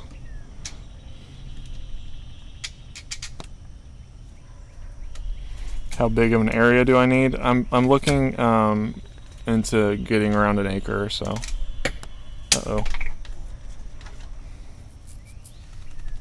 I'll bring Beatrix's snake back outside in a second before I eat. Are the reddish brown feathers on Beatrix's neck normal? Yeah. They're just, when you take a photo of them, it's just really, they're like kind of incandescent. You don't really see them unless there's a lot of light like on that part of the neck. I don't know if you can see them right now. I can see them right now in person, but I think they're just harder to capture on the camera because they're not much, I mean, they're still really dark red. It's really hard to see if there's not like a lot of light on, like shining on them, so they're harder to see inside. They're like kind of a dark red. I think incandescent's probably, well, they're kind of, because they look kind of shiny. But, Beatrix, no, she's not. Thought she was about to regurgitate something. Yeah, you guys probably can't see them on the video, but I can see them right now. And they're just really hard to capture on camera, so... Oh, what is that?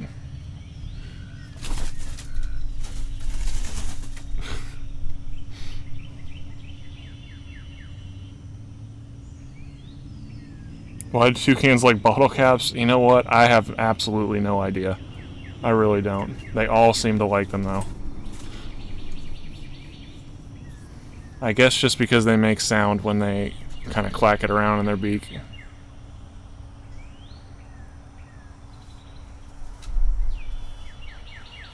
Is a toucan regurgitating bad? No, it's not. They do it all the time. They do it to feed each other or just to... I don't know why they do it otherwise for themselves. I guess they just want to enjoy their meal again. A lot of times, like, they do it and they'll regurgitate up the seeds or fruit pits, and then they drop them on the ground. So,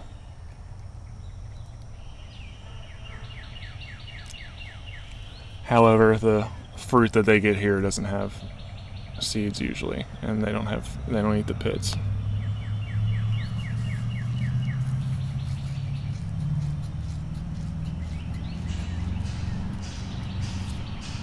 Yeah, I don't know what the hell they're doing over there. They're hammering something. You know, it's usually really quiet out. And now this dude's like hammering something. I don't know what they're doing. All birds are all looking around like, what is that?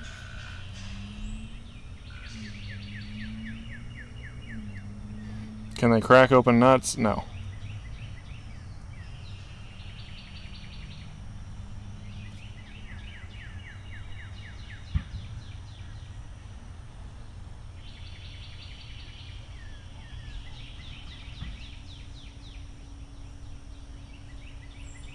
How many birds do I plan to house in the sanctuary? I don't know. It's all going to depend on what we can afford, you know. It's entirely dependent on that sort of thing. So that's why I'm trying to streamline the channel and Patreon and all that stuff as much as possible, because the more income that we have coming in, the more birds that we can handle to care for properly.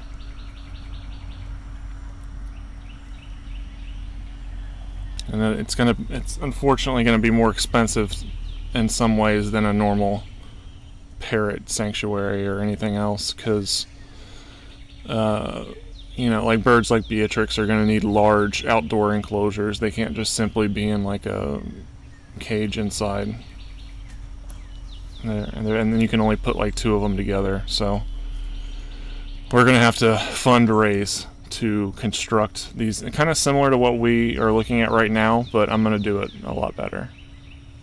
This is the Mark I Toucan aviary. It's given me a lot of good ideas and insights on how to improve it in the future, though, at the very least. So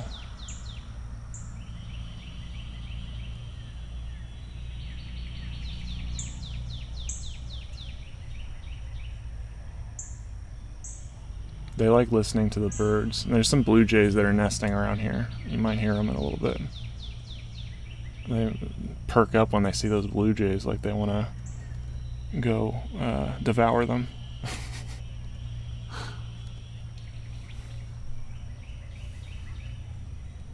Do I plan on maybe raising a toucan from an egg? Well, probably not. You can't just get a toucan egg. You have to get the toucans to make an egg, and I don't want to breed toucans.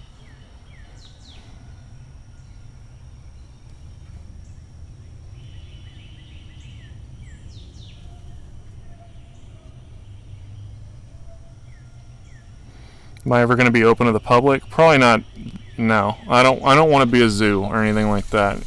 I don't want to put any unnecessary stress on the birds. But for supporters, I might do a tour or something in the future, or have a visitation day for Patreons or something like that.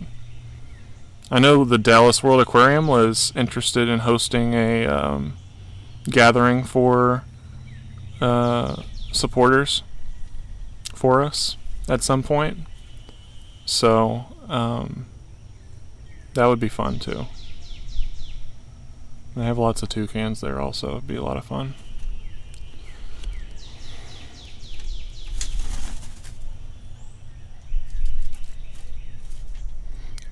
Beatrix is pretty. I think she's pretty adjusted now.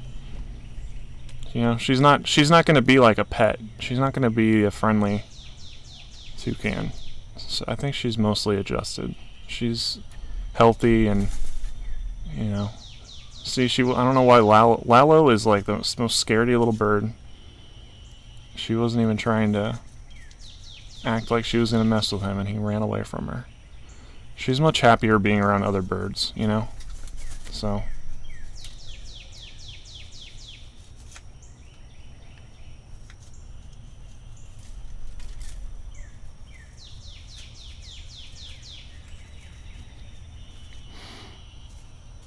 How they react to crows? I haven't seen any crows around here in a while. Oh, as soon as I said that, I just heard one. That is so weird. Like, I don't know if you guys could hear that or not. I heard it way far away. I haven't seen one though, but maybe I just haven't been paying attention. I don't know. I do notice the jays and the cardinals around here, and there's a few robins also. There's a lot of birds that nest in the trees out here. It's really relaxing to come out here and watch them and listen to them. And watch these freaking crazy ass birds doing all kinds of weird stuff. The ones currently in front of us.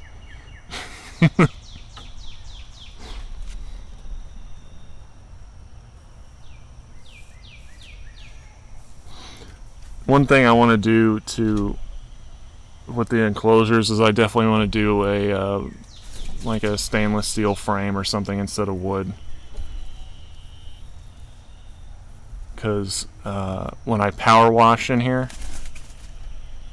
the power washer will cut through the wood when I try to clean it.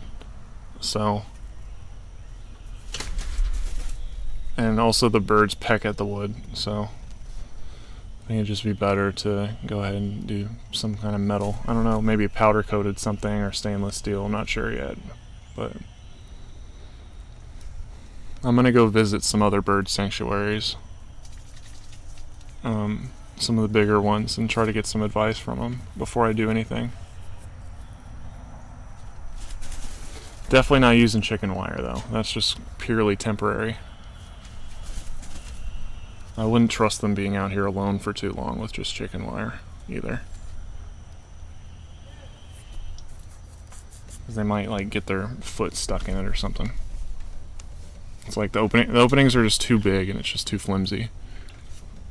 But it gets the job done for now.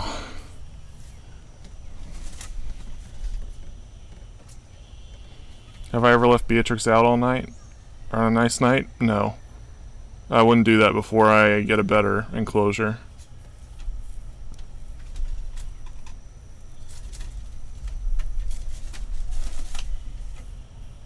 I feel a lot safer and less anxious with them inside. Where nobody and no thing can get to them.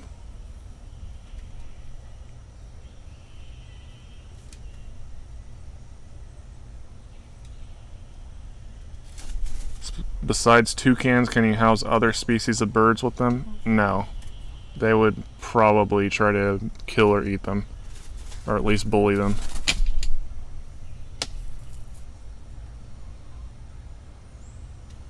I suppose it depends on the type of bird. I know that there's like places like the Dallas World Aquarium that have had some success in very large enclosures with having toucans around other birds, but probably just because they have the other birds have space to get away if they need to.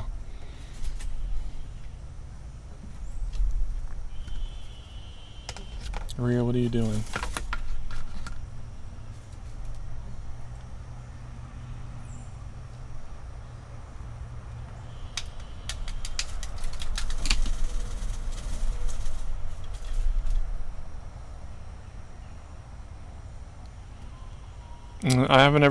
I've had some neighbors come up and react to the birds, like when I had them out front. Before I had this thing back here, I would go and sit outside with like Ripley or Tupac or Maeve more at the front. And I've had people react then. But since I've been back here, nobody's bothered us. So I don't really want people coming up and messing with them and bothering them or stressing them out anyway.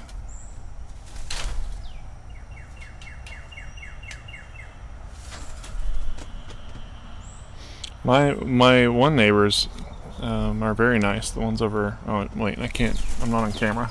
You can't see me pointing, never mind. The ones to the left of the screen are very nice.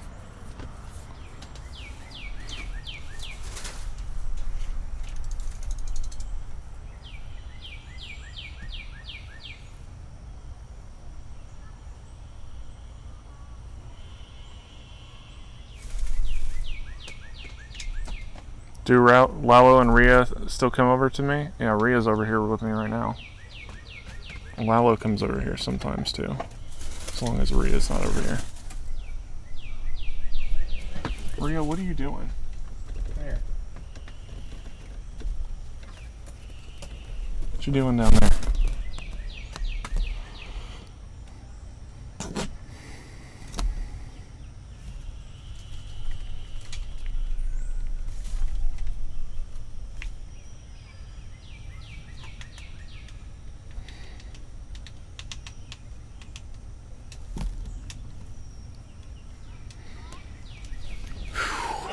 I don't know whether I should just wrap the stream up and eat, or if I should just go eat and maybe do another 20-30 minutes or something.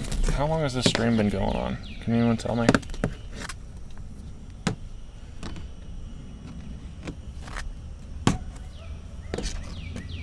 Started streaming 100 minutes ago. Okay, so it's been over an hour and a half at least.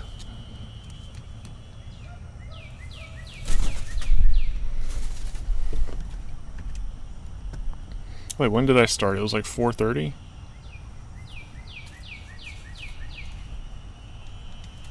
If I started at 4:30, it should have been way longer than that. Oh, started streaming 2 hours ago. I had to refresh it.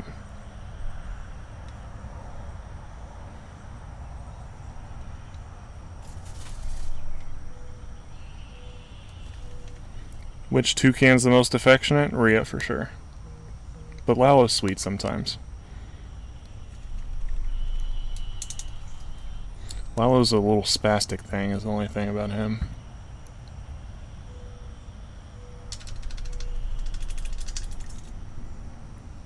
How many toucans do I think I could ideally house or rescue when I get a sanctuary? That's gonna be completely dependent on you guys, honestly. Because we can't just, we're gonna work within the means that we can.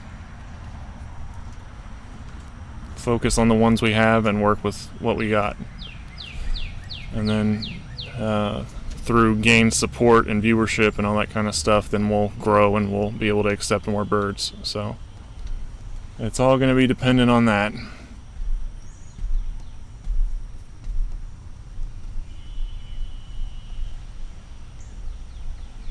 Well, at the very least, get a friend for Beatrix, so that she can be housed in a separate flight with her little friend. Another bird like her, probably. Like another psychopath like her. No, I'm just kidding. She's not psycho, she's just a little wild. That's okay. She does okay out here. Like, she'll take things out of my hand and she'll come a little closer to me, and then other times she'll try to kill me, but not as much as she would inside, or in her enclosure inside. She's actually preening her tail feathers right now. That's very encouraging. Maybe she'll actually keep them this time. Her little bald legs crack me up right now. She's molting, her little legs are all freaking bald. Like little chicken legs, little frog legs.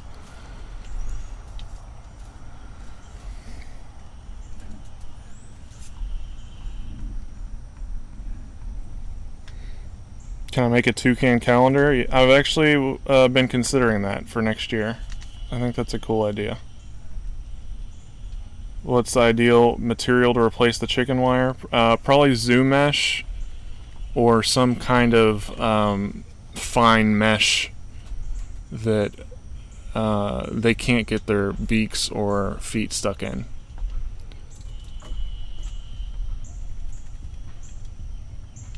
But regardless, it's going to be some form of mesh, and it's just going to depend on spacing, between the openings.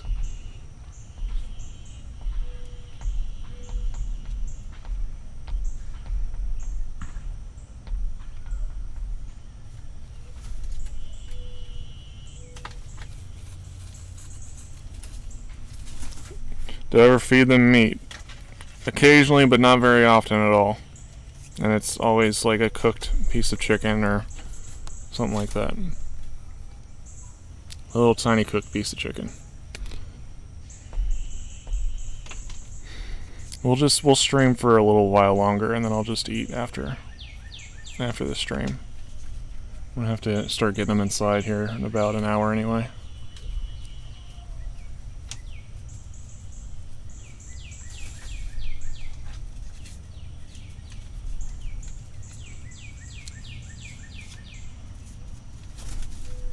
Wow, those little like lopsided tail feathers. He's molting all the other ones.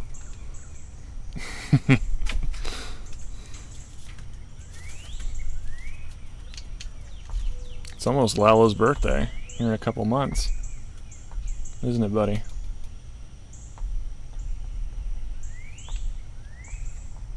He's gonna be an old man. Oh. See, Rhea had food. She may have actually tried to give it to Lalo, but he decided to just freaking run away instead.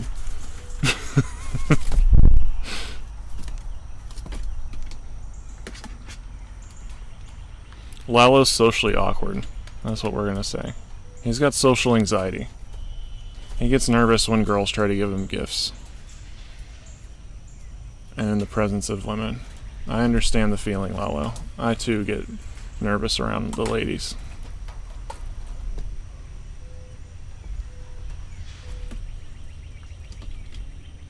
There's too many ladies out here, isn't there, buddy? It's just you and me. We're the only dudes. Maria, come here.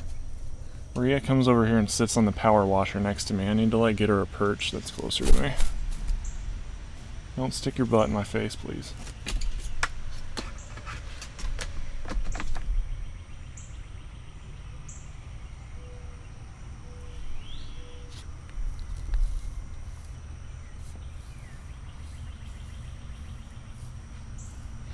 Have I thought about hiding actual eggs in the enclosure for them to find? Yeah, I have, actually. Actually, I was thinking of getting some quail eggs and hard boiling them and then finding a way to put them inside the little nests, the little weaved nests that I have hanging there.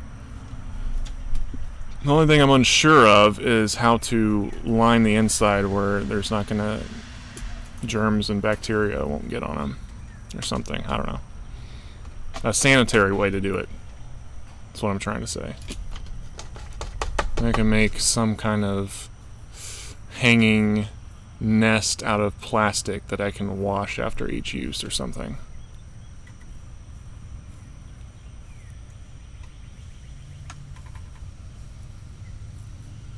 I'll have to think of a better idea. But yes, I have thought of that.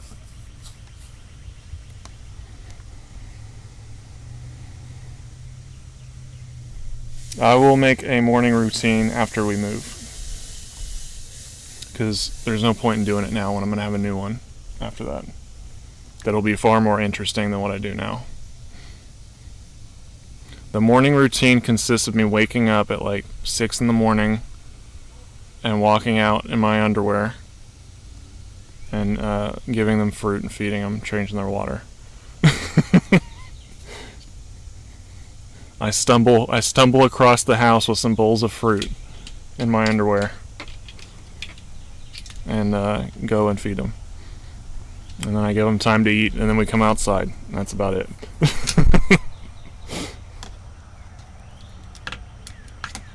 Sometimes while they're eating, I go back to sleep for a little while. Maria's like, you better not do that. Well, you're eating. You don't need me anyway. Eat your food while I sleep.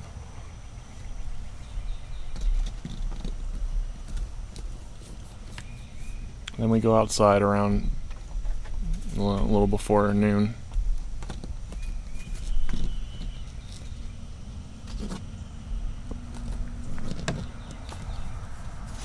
And lately I've just been chilling out here with them all day. And I did a lot of research for that video. So I did a lot of reading.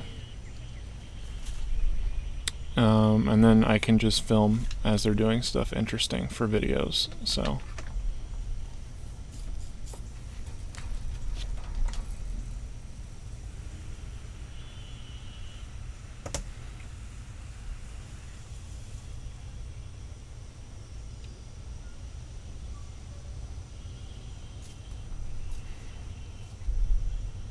have we found a new place to live yet? No, but we gotta wait for the right place. That's basically what we're waiting on right now. So, gotta find something that's gonna be within the right price range and that will suit our needs properly. So, just a matter of time.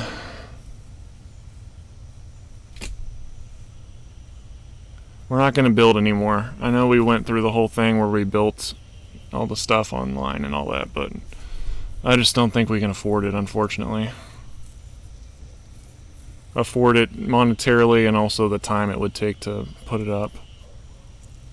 We could probably, I don't know, maybe we could just build something within our price range, but it would take too long to put up, and I don't want to be here forever. I'm already tired of being here, so.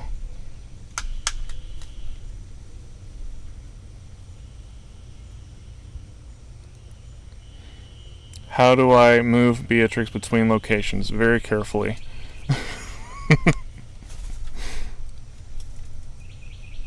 No birds try to get to them from outside, to answer your question. They're terrified of them. And rightfully so. What kind of music do I like? I like old rock and blues for the most part. I like some old school hip hop stuff. What else? I usually like old music. I can kind of vibe to anything though, you know? But if I choose to listen to anything, it's usually something like that.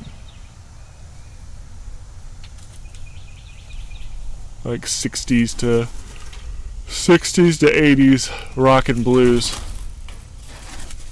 is usually my go-to. But I like all kinds of musics.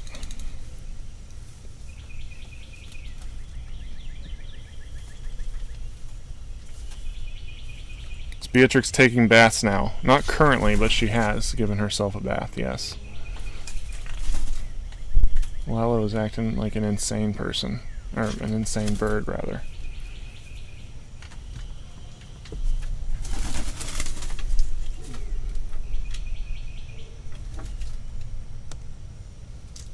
Well, we have a realtor. We can't do rentals. That's one thing. The birds complicate everything, especially when we're trying to do a sanctuary. It's just not feasible to do apartment or rental or condo or anything like that.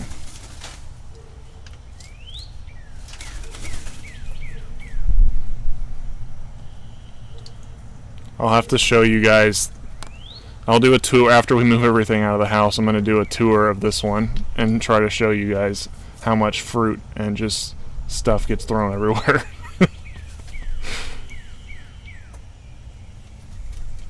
Rhea, are you just destroying the fruit? You're not even eating it? You're just...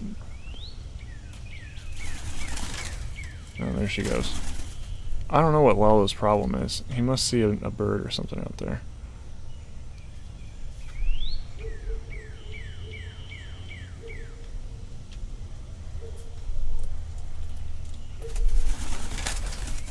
What are you doing, you little ADD thing?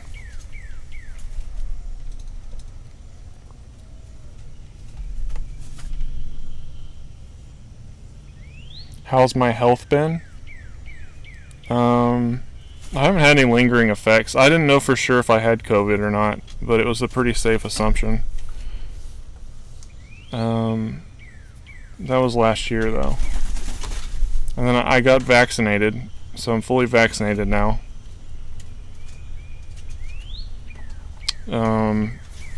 I guess my health's been alright. That's another thing that's been difficult for us as well, is I've had to take on the financial responsibility of health insurance, finally.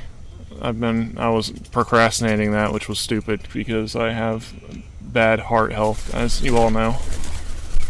So, I'm gonna have to go see a cardiologist here pretty soon. And to get all that stuff updated, to get my medicine updated, all that kind of stuff. Which, of course, isn't cheap even with insurance, so... And it really pisses me off, because now I'm paying all this money for insurance, and then I went to get my medicine and to use my insurance. And, you know, like, I gave them my card and everything, and they're like, it would be cheaper if we just use these coupons instead of your insurance. And I was like, well, what the hell am I paying insurance for if I can just use coupons to get my pills for cheaper with? That's, like, insane.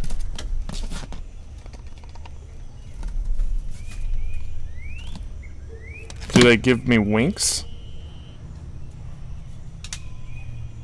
I mean, they blink all the time, so I don't know if it would be... I don't know if I'd be able to tell if they were blinking back at me or not, because they're always blinking. I'm trying it right now. I'm looking at Rhea. She's not doing anything. She just flew under my chair.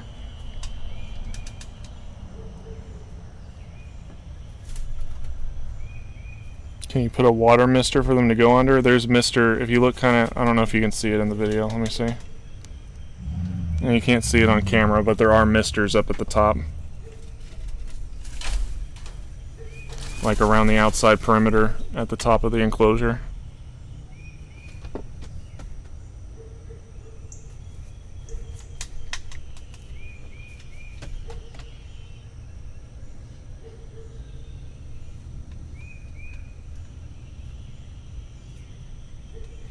I didn't have any lingering effects from COVID, I don't think, but I'll tell you what, the vaccine sure did mess me up for a while.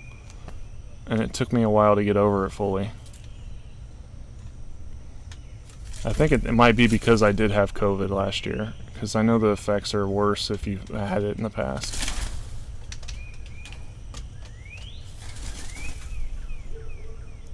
But I'm glad to finally get it over with at least. Lalo, what are you freaking out about, buddy?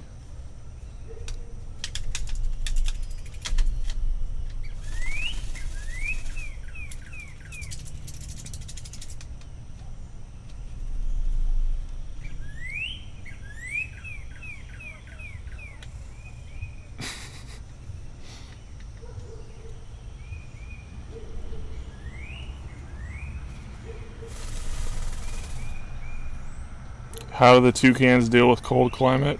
They do a little bit better with cold weather than other birds, but they still shouldn't be out there. I wouldn't let my birds be out in cold, personally. They do the best somewhere around like 70, 80, 60 to 80.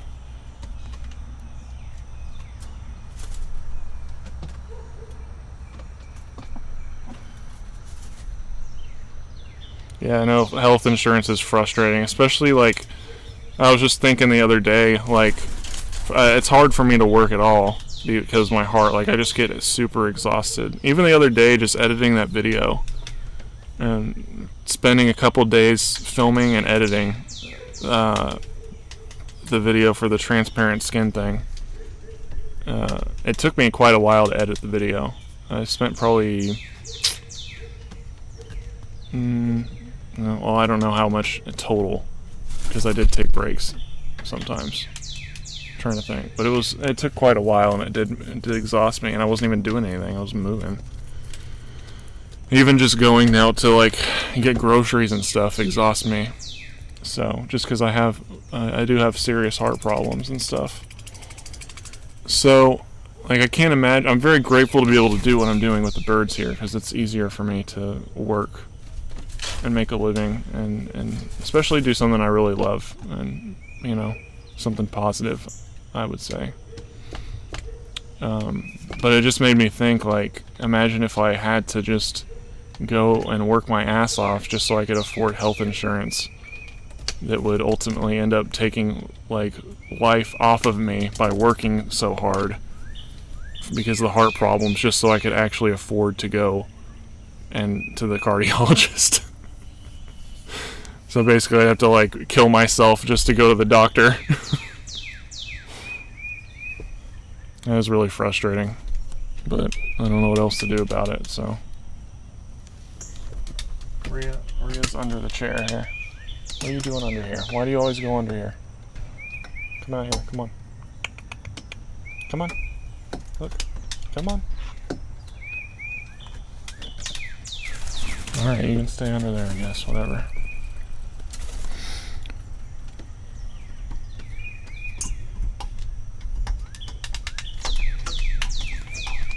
Superfly says, while watching your Three Stooges, did you know that Mo, Curly, and Shemp? I thought it was Larry. We're all brothers. Larry was my favorite, though. Oh, wait, weren't there like 4 at one point or something, though? I thought they were all brothers. I don't know if you meant to say Shemp or if that... Shemp. Is that a Three Stooge? I gotta Google that now.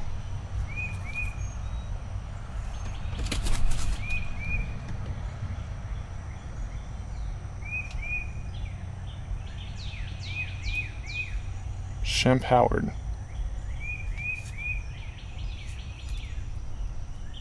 No, Larry was not related to him. Who's Shemp?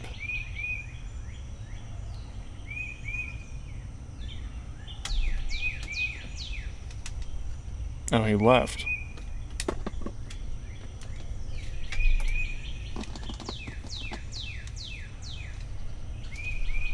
Okay,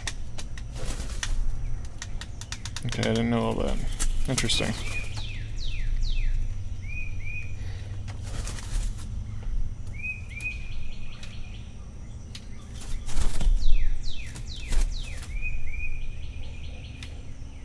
Once I try seeing doctors on the reg, can I try for disability? I don't think so because I'm employed doing this, so maybe I could try, but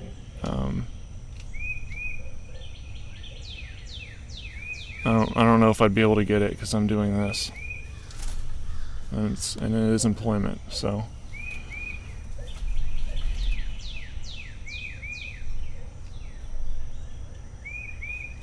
Beatrix preening in front of me is a good sign. Do I think it is? I mean, yeah. I mean, she's at least somewhat comfortable being out here. I'm happy she's preening her tail feathers at least. I don't know what Lalo is doing. He is just freaking out.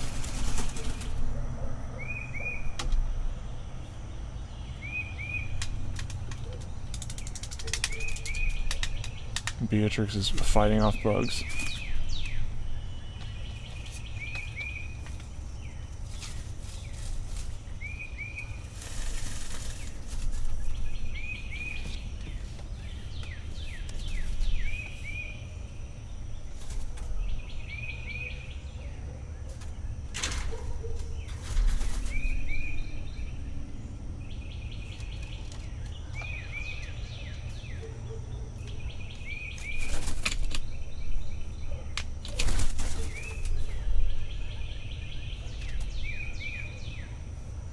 Could probably talk to a lawyer about it, but that's also, money that could be spent on things for the birds, which sucks. So, and then if we do a nonprofit, it's going to cost money to start the nonprofit as well. So, I'm pretty sure at least. I know you have to get a lawyer and then have to get all that kind of stuff officially in a row. So.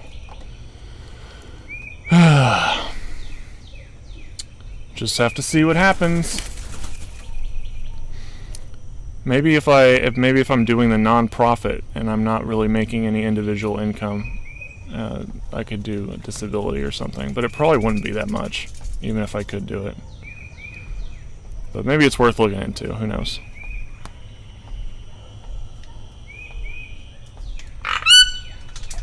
Oh, there goes Rhea. Beatrix, she gets pissed off at the bugs that go around her.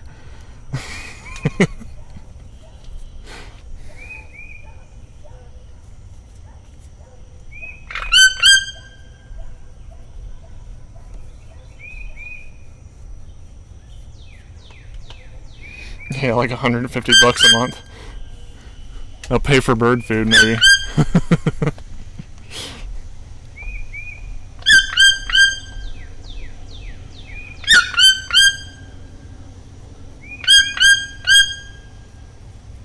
Another thing that sucks too is being self-employed. You get kind of screwed over with health insurance stuff too. So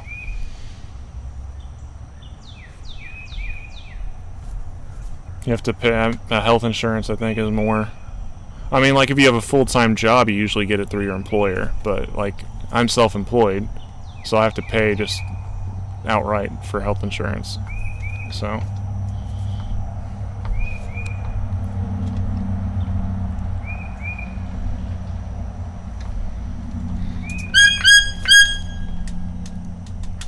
I don't know why Rhea does that. She always calls towards the end of the evening before we go inside.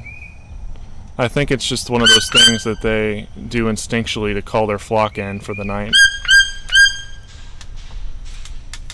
Beatrix getting pissed off at the bugs around her. It just cracks me up every time she does it.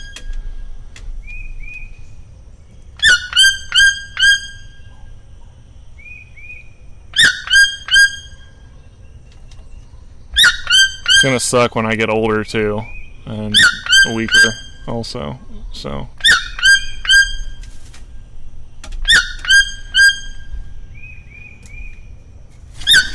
I've never gotten complaints about them noise-wise. Even if they did complain, they couldn't do anything about it because there's no HOA here.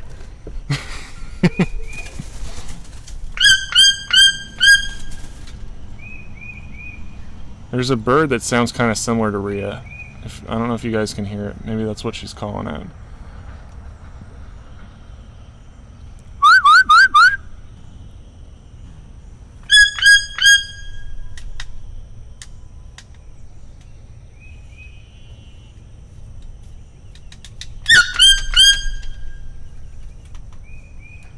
I wonder if it sounds close enough to her, that other bird, that she's calling back at it.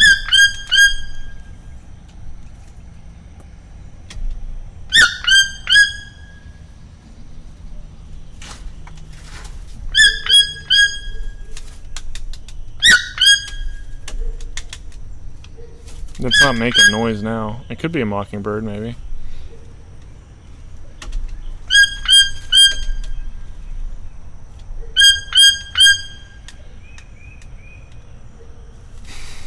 Beatrix.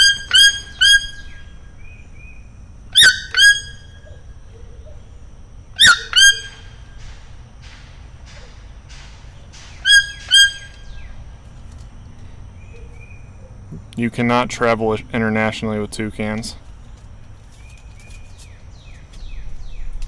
They're very restricted, as far as I know.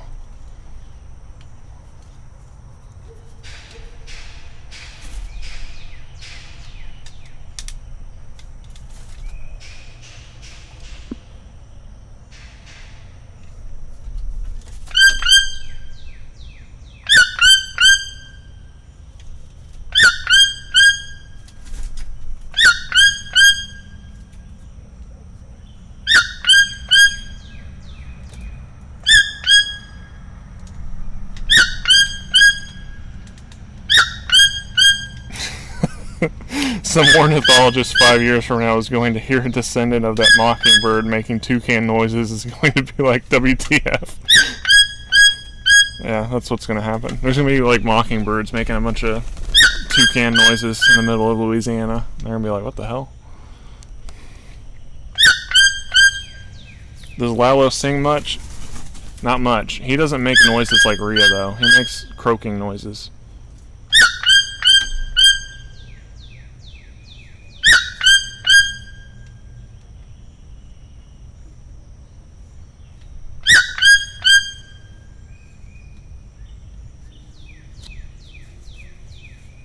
Rhea is definitely by far the loudest toucan I've heard also. She's probably pushing like 120 decibels. And it carries and echoes really well.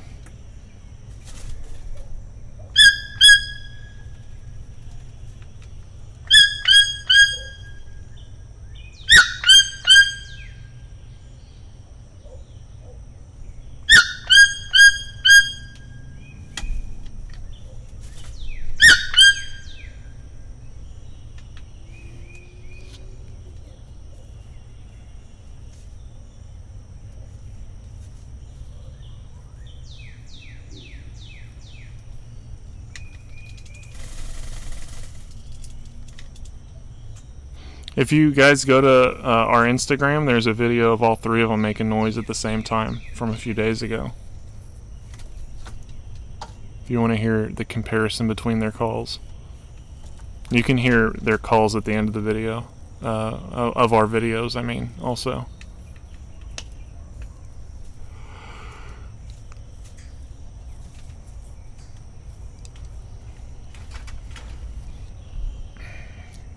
We're going to wrap it up here in a few minutes. Here at about 7 Central my time. Rhea, what are you doing?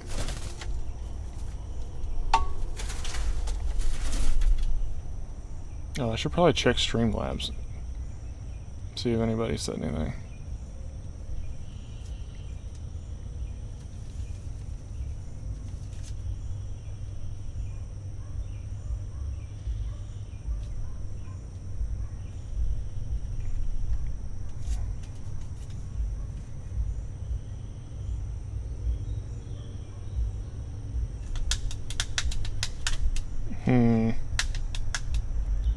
I don't think I missed anything, but please tell me if you guys sent a chat in and I did not answer. Wait, let me refresh here just to be sure. I don't see anything here. But sometimes it doesn't show it, so... Oh, Lalo's over here next to me now. You want me to pet you, buddy? You want some pets?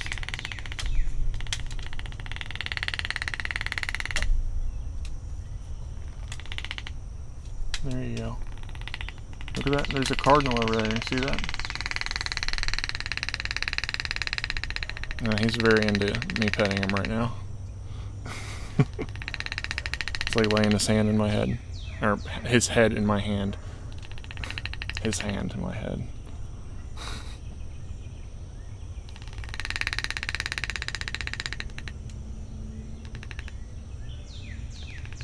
That's Lalo making noise because I'm petting him right now. He came over here and sat next to me.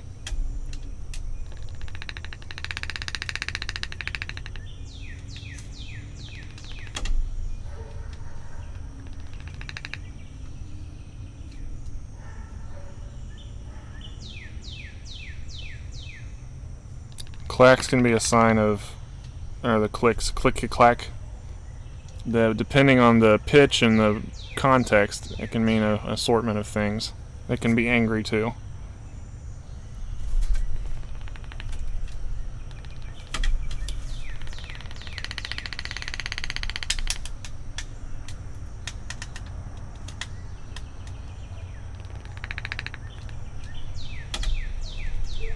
I guess this is one of the reasons I should be on the video when we stream, because then you can see me interacting with them. I don't know, what do you guys think? You guys tell me what you like more, or if you just want me to switch it up sometimes.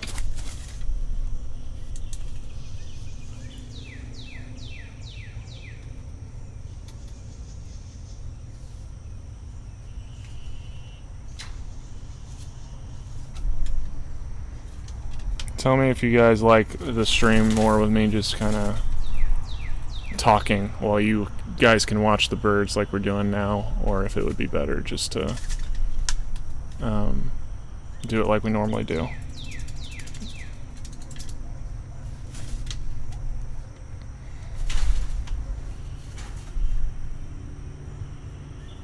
Who's the cuddliest and most affectionate toucan I've had?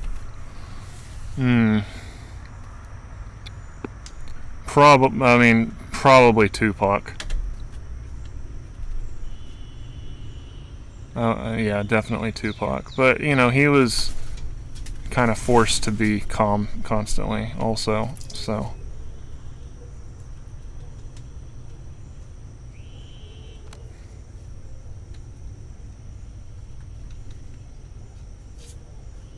Switch it up sometimes. I don't think, well, I can't do multiple cameras right now because I can't afford to get another camera. And then we'd have to have some sort of, I'd have to set up some sort of means to switch it remotely, even if I did do that.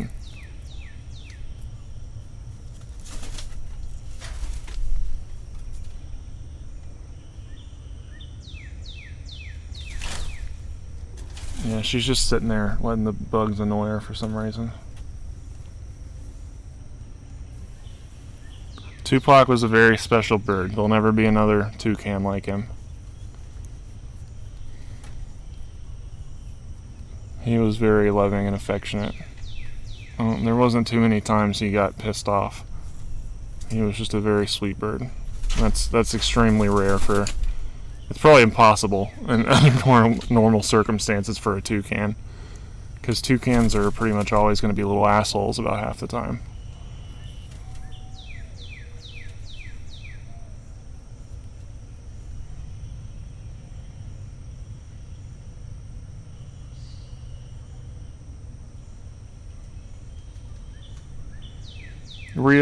Beatrix is bathing herself now.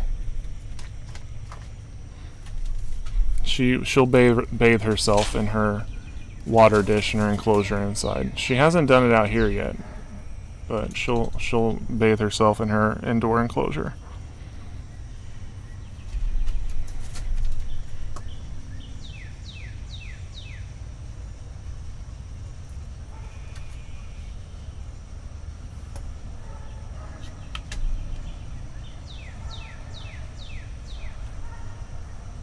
But Rhea is very sweet.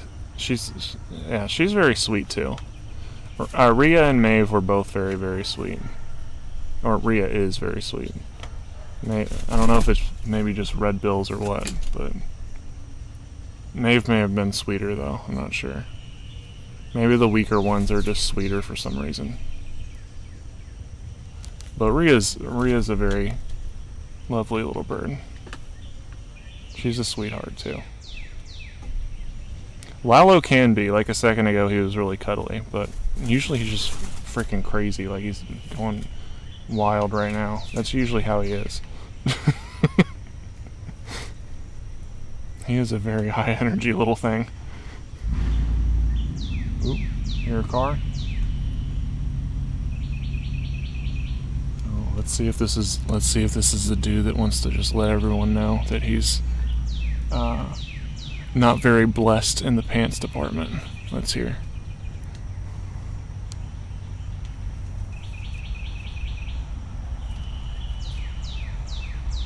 This might not be the same guy. Maybe that was just the ignition. There's one dude around here that just a couple times. I mean, he was in that one video when we were just the birds foraging. That he just peels out in his truck on this. I mean, the road like behind my house is like a 35, and he just like floors it and goes like freaking 60 down the road with his freaking muffler off, and sounds like a freaking moron. Gotta love the South.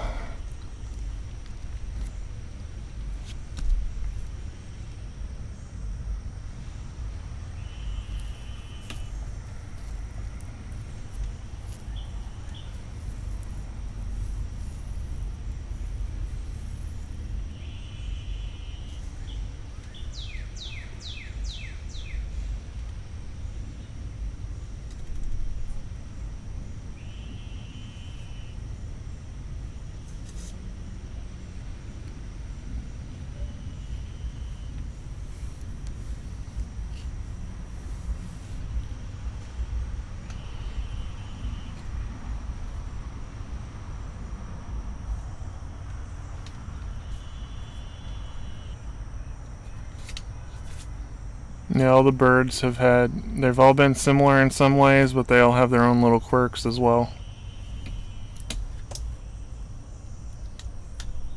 They're very similar, yet very different at the same time. Rhea's a lot more calm than the other ones for some reason. Okay, I guess that wasn't the guy I was thinking of, never mind. Sorry for talking trash about you, whoever that was.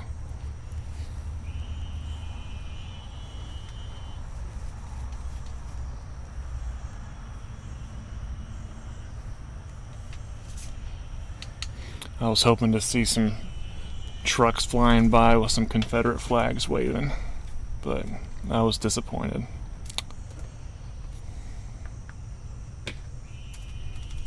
You're hearing some kind of insect or something making that noise in the background, and it's not a cow. There's no cows close to where I am, but there are horses across the street.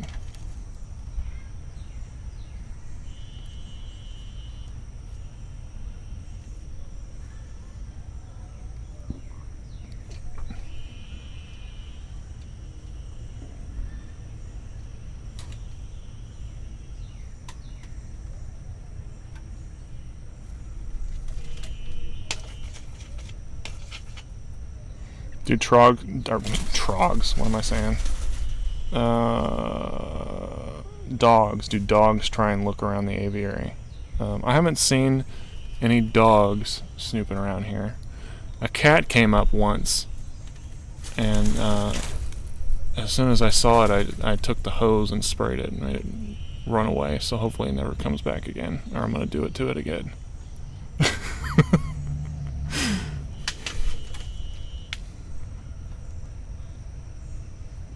I don't know whose cat it was, or if it was a wild cat or what.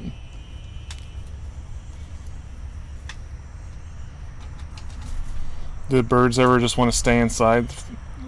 Rhea always tries to follow me back inside. I don't know if you guys have noticed that, but every time I get up to go inside, she flies over and lands on the door. So I'm not sure if she just wants to go back inside or if she's just trying to follow me.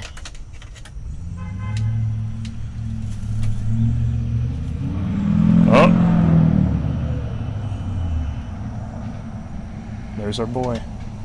I think that's him. You got a freaking lifted, dirty truck. It wasn't as loud as other times, though.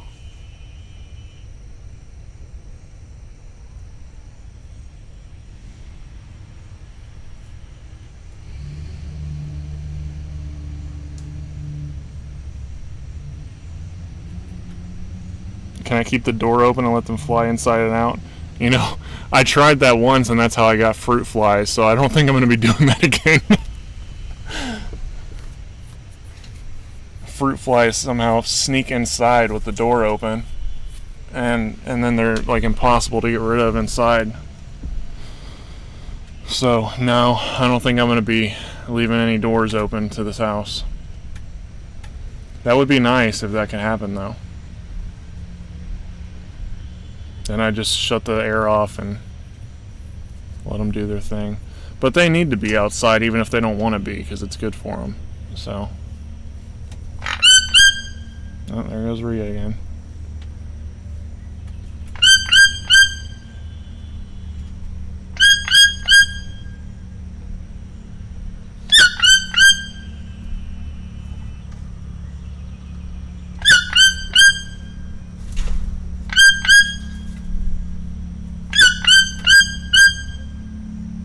Yeah, the cat was just curious what was going on over here, but I didn't want that cat to be curious, so I chased it off.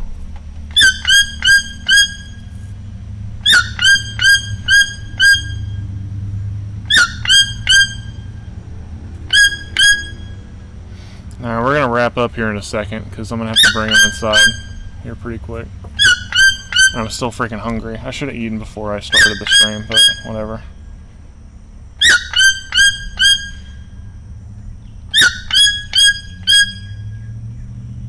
So if you guys want to get your last chats off, super chats or whatever else, and please, if you're watching, please consider supporting us on Patreon. Even if it's just $1, every little bit helps. So there's a link in the description for it. If you can hear me over Rhea. And there's a lot of benefits as well for joining early videos and stuff. Like the patrons got that video about the transparent skin early, so. And I think we're going to start doing some private streams for supporters. I think that sounds like a good idea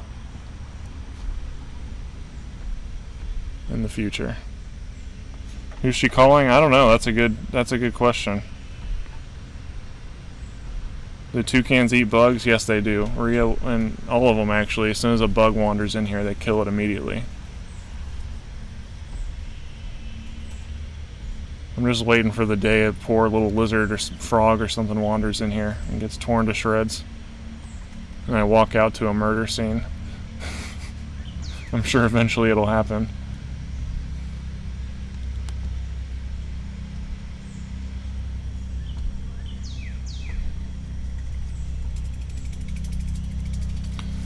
Lalo loves mealworms. Rhea and Beatrix don't seem to be too interested in them, though. Rhea, when she hasn't eaten any bugs out here, she just kills them. And then she drops them on the ground. Lalo loves mealworms, though, so.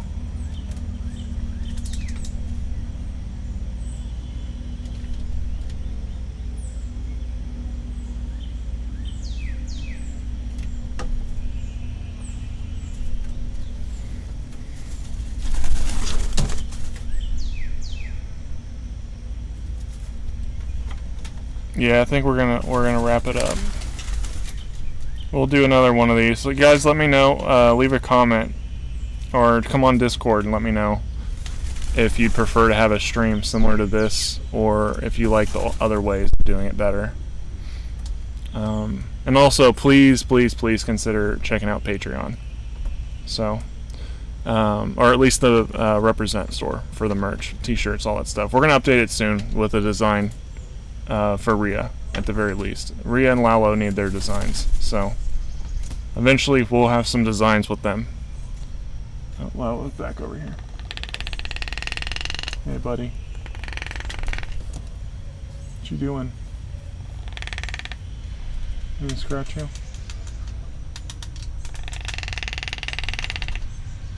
Are they being mean to you? It's really weird to me that the inside of Lalo's beak is like red, but the rest of it's black on the outside. There's no other red on his beak. Like Rhea, the inside of Rhea's beak is red, but that makes sense because she has red in her beak. Oh, you want to step up? Come on. Go back.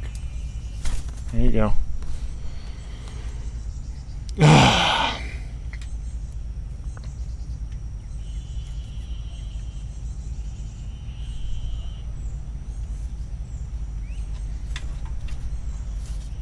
A Rhea ringtone, that would be cool. Have I ever tried frozen thawed mice? No. I don't think I want to feed them any raw meat. Because it can carry bacteria, and toucans are really sensitive to stuff like that. So they don't quite have the immune systems and the gut bacteria that they would in the wild. Oh god, here we go. Oh, that's a different dude. He's not as bad as the other guy, at least.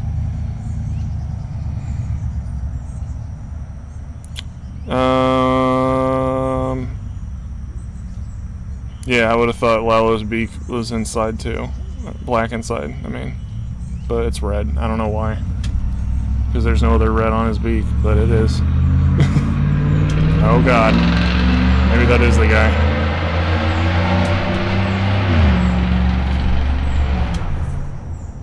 Man, his 96 Dodge is just like a chick magnet, let me tell you. At the 96 Dodge Ram with the muffler taken off. So I sound fast. I'm gonna talk a lot of shit about people like that. Sorry, guys. Everyone's probably like, aren't you the guy with the Jurassic Park car? You know what? Leave me alone. At least I don't take my muffler off.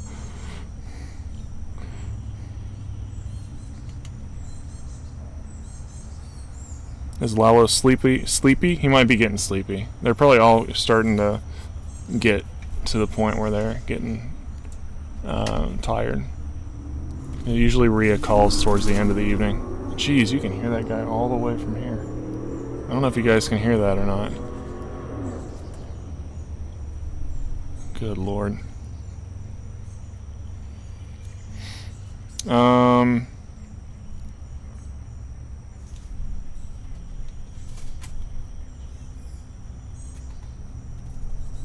What was I saying? We have a Maeve design. We'll do a limited Maeve design at some point. But we do have a Maeve design. We have a Maeve and we have a Ripley design already done. But we're going to do those in limited... at limited times. Excuse me. Well, yeah. Anyways.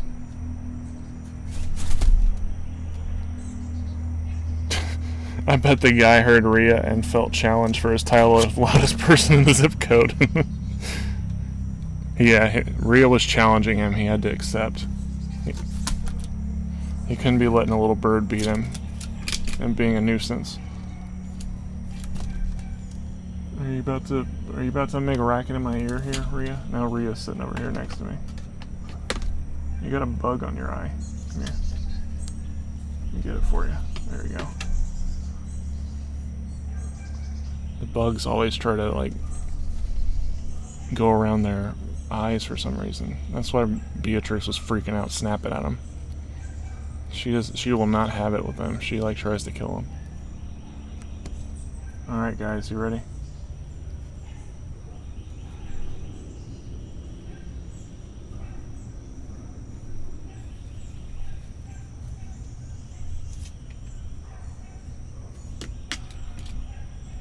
Go over back on your perch here so you can say bye to everybody. Here. Go. Oh. Beatrix is making noise now.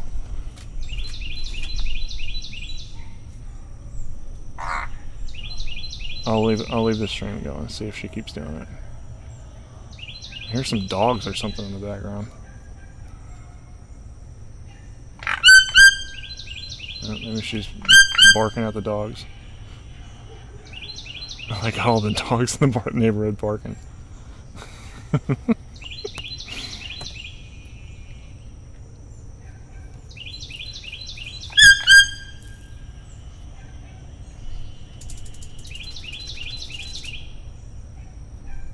don't know if you guys hear the dogs or not. She might be trying to make noise at them.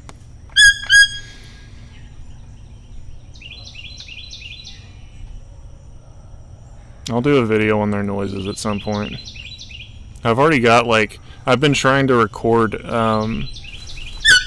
like higher quality copies with like an external microphone, kind of like I'm using right now, of all their calls and their clicks and stuff. So I just have to collect all the varied noises. Oh man. Alright, well I'm getting really hungry. I think it's time to wrap it up. I love you guys. We'll see. Oh my god. Yeah, they have screamed in my ear before. Now Lalo's back over here. Beatrix was tired of her making noise. I was kind of wanting to wait to see if Beatrix would start making noise too. Alright guys, anyways. Love all of you. Thanks for joining me. Make sure to check out Patreon if you can. No pressure, but enjoy seeing everybody here. And hang out on Discord also. Let me know if you guys like this kind of stream better than the other ones or not. But we'll see you all next time. And hope everybody has a fantastic rest of their weekend. So maybe we'll try to do one midweek next week. I stream midweek, I should say. But anyways, we'll see you guys later. Night.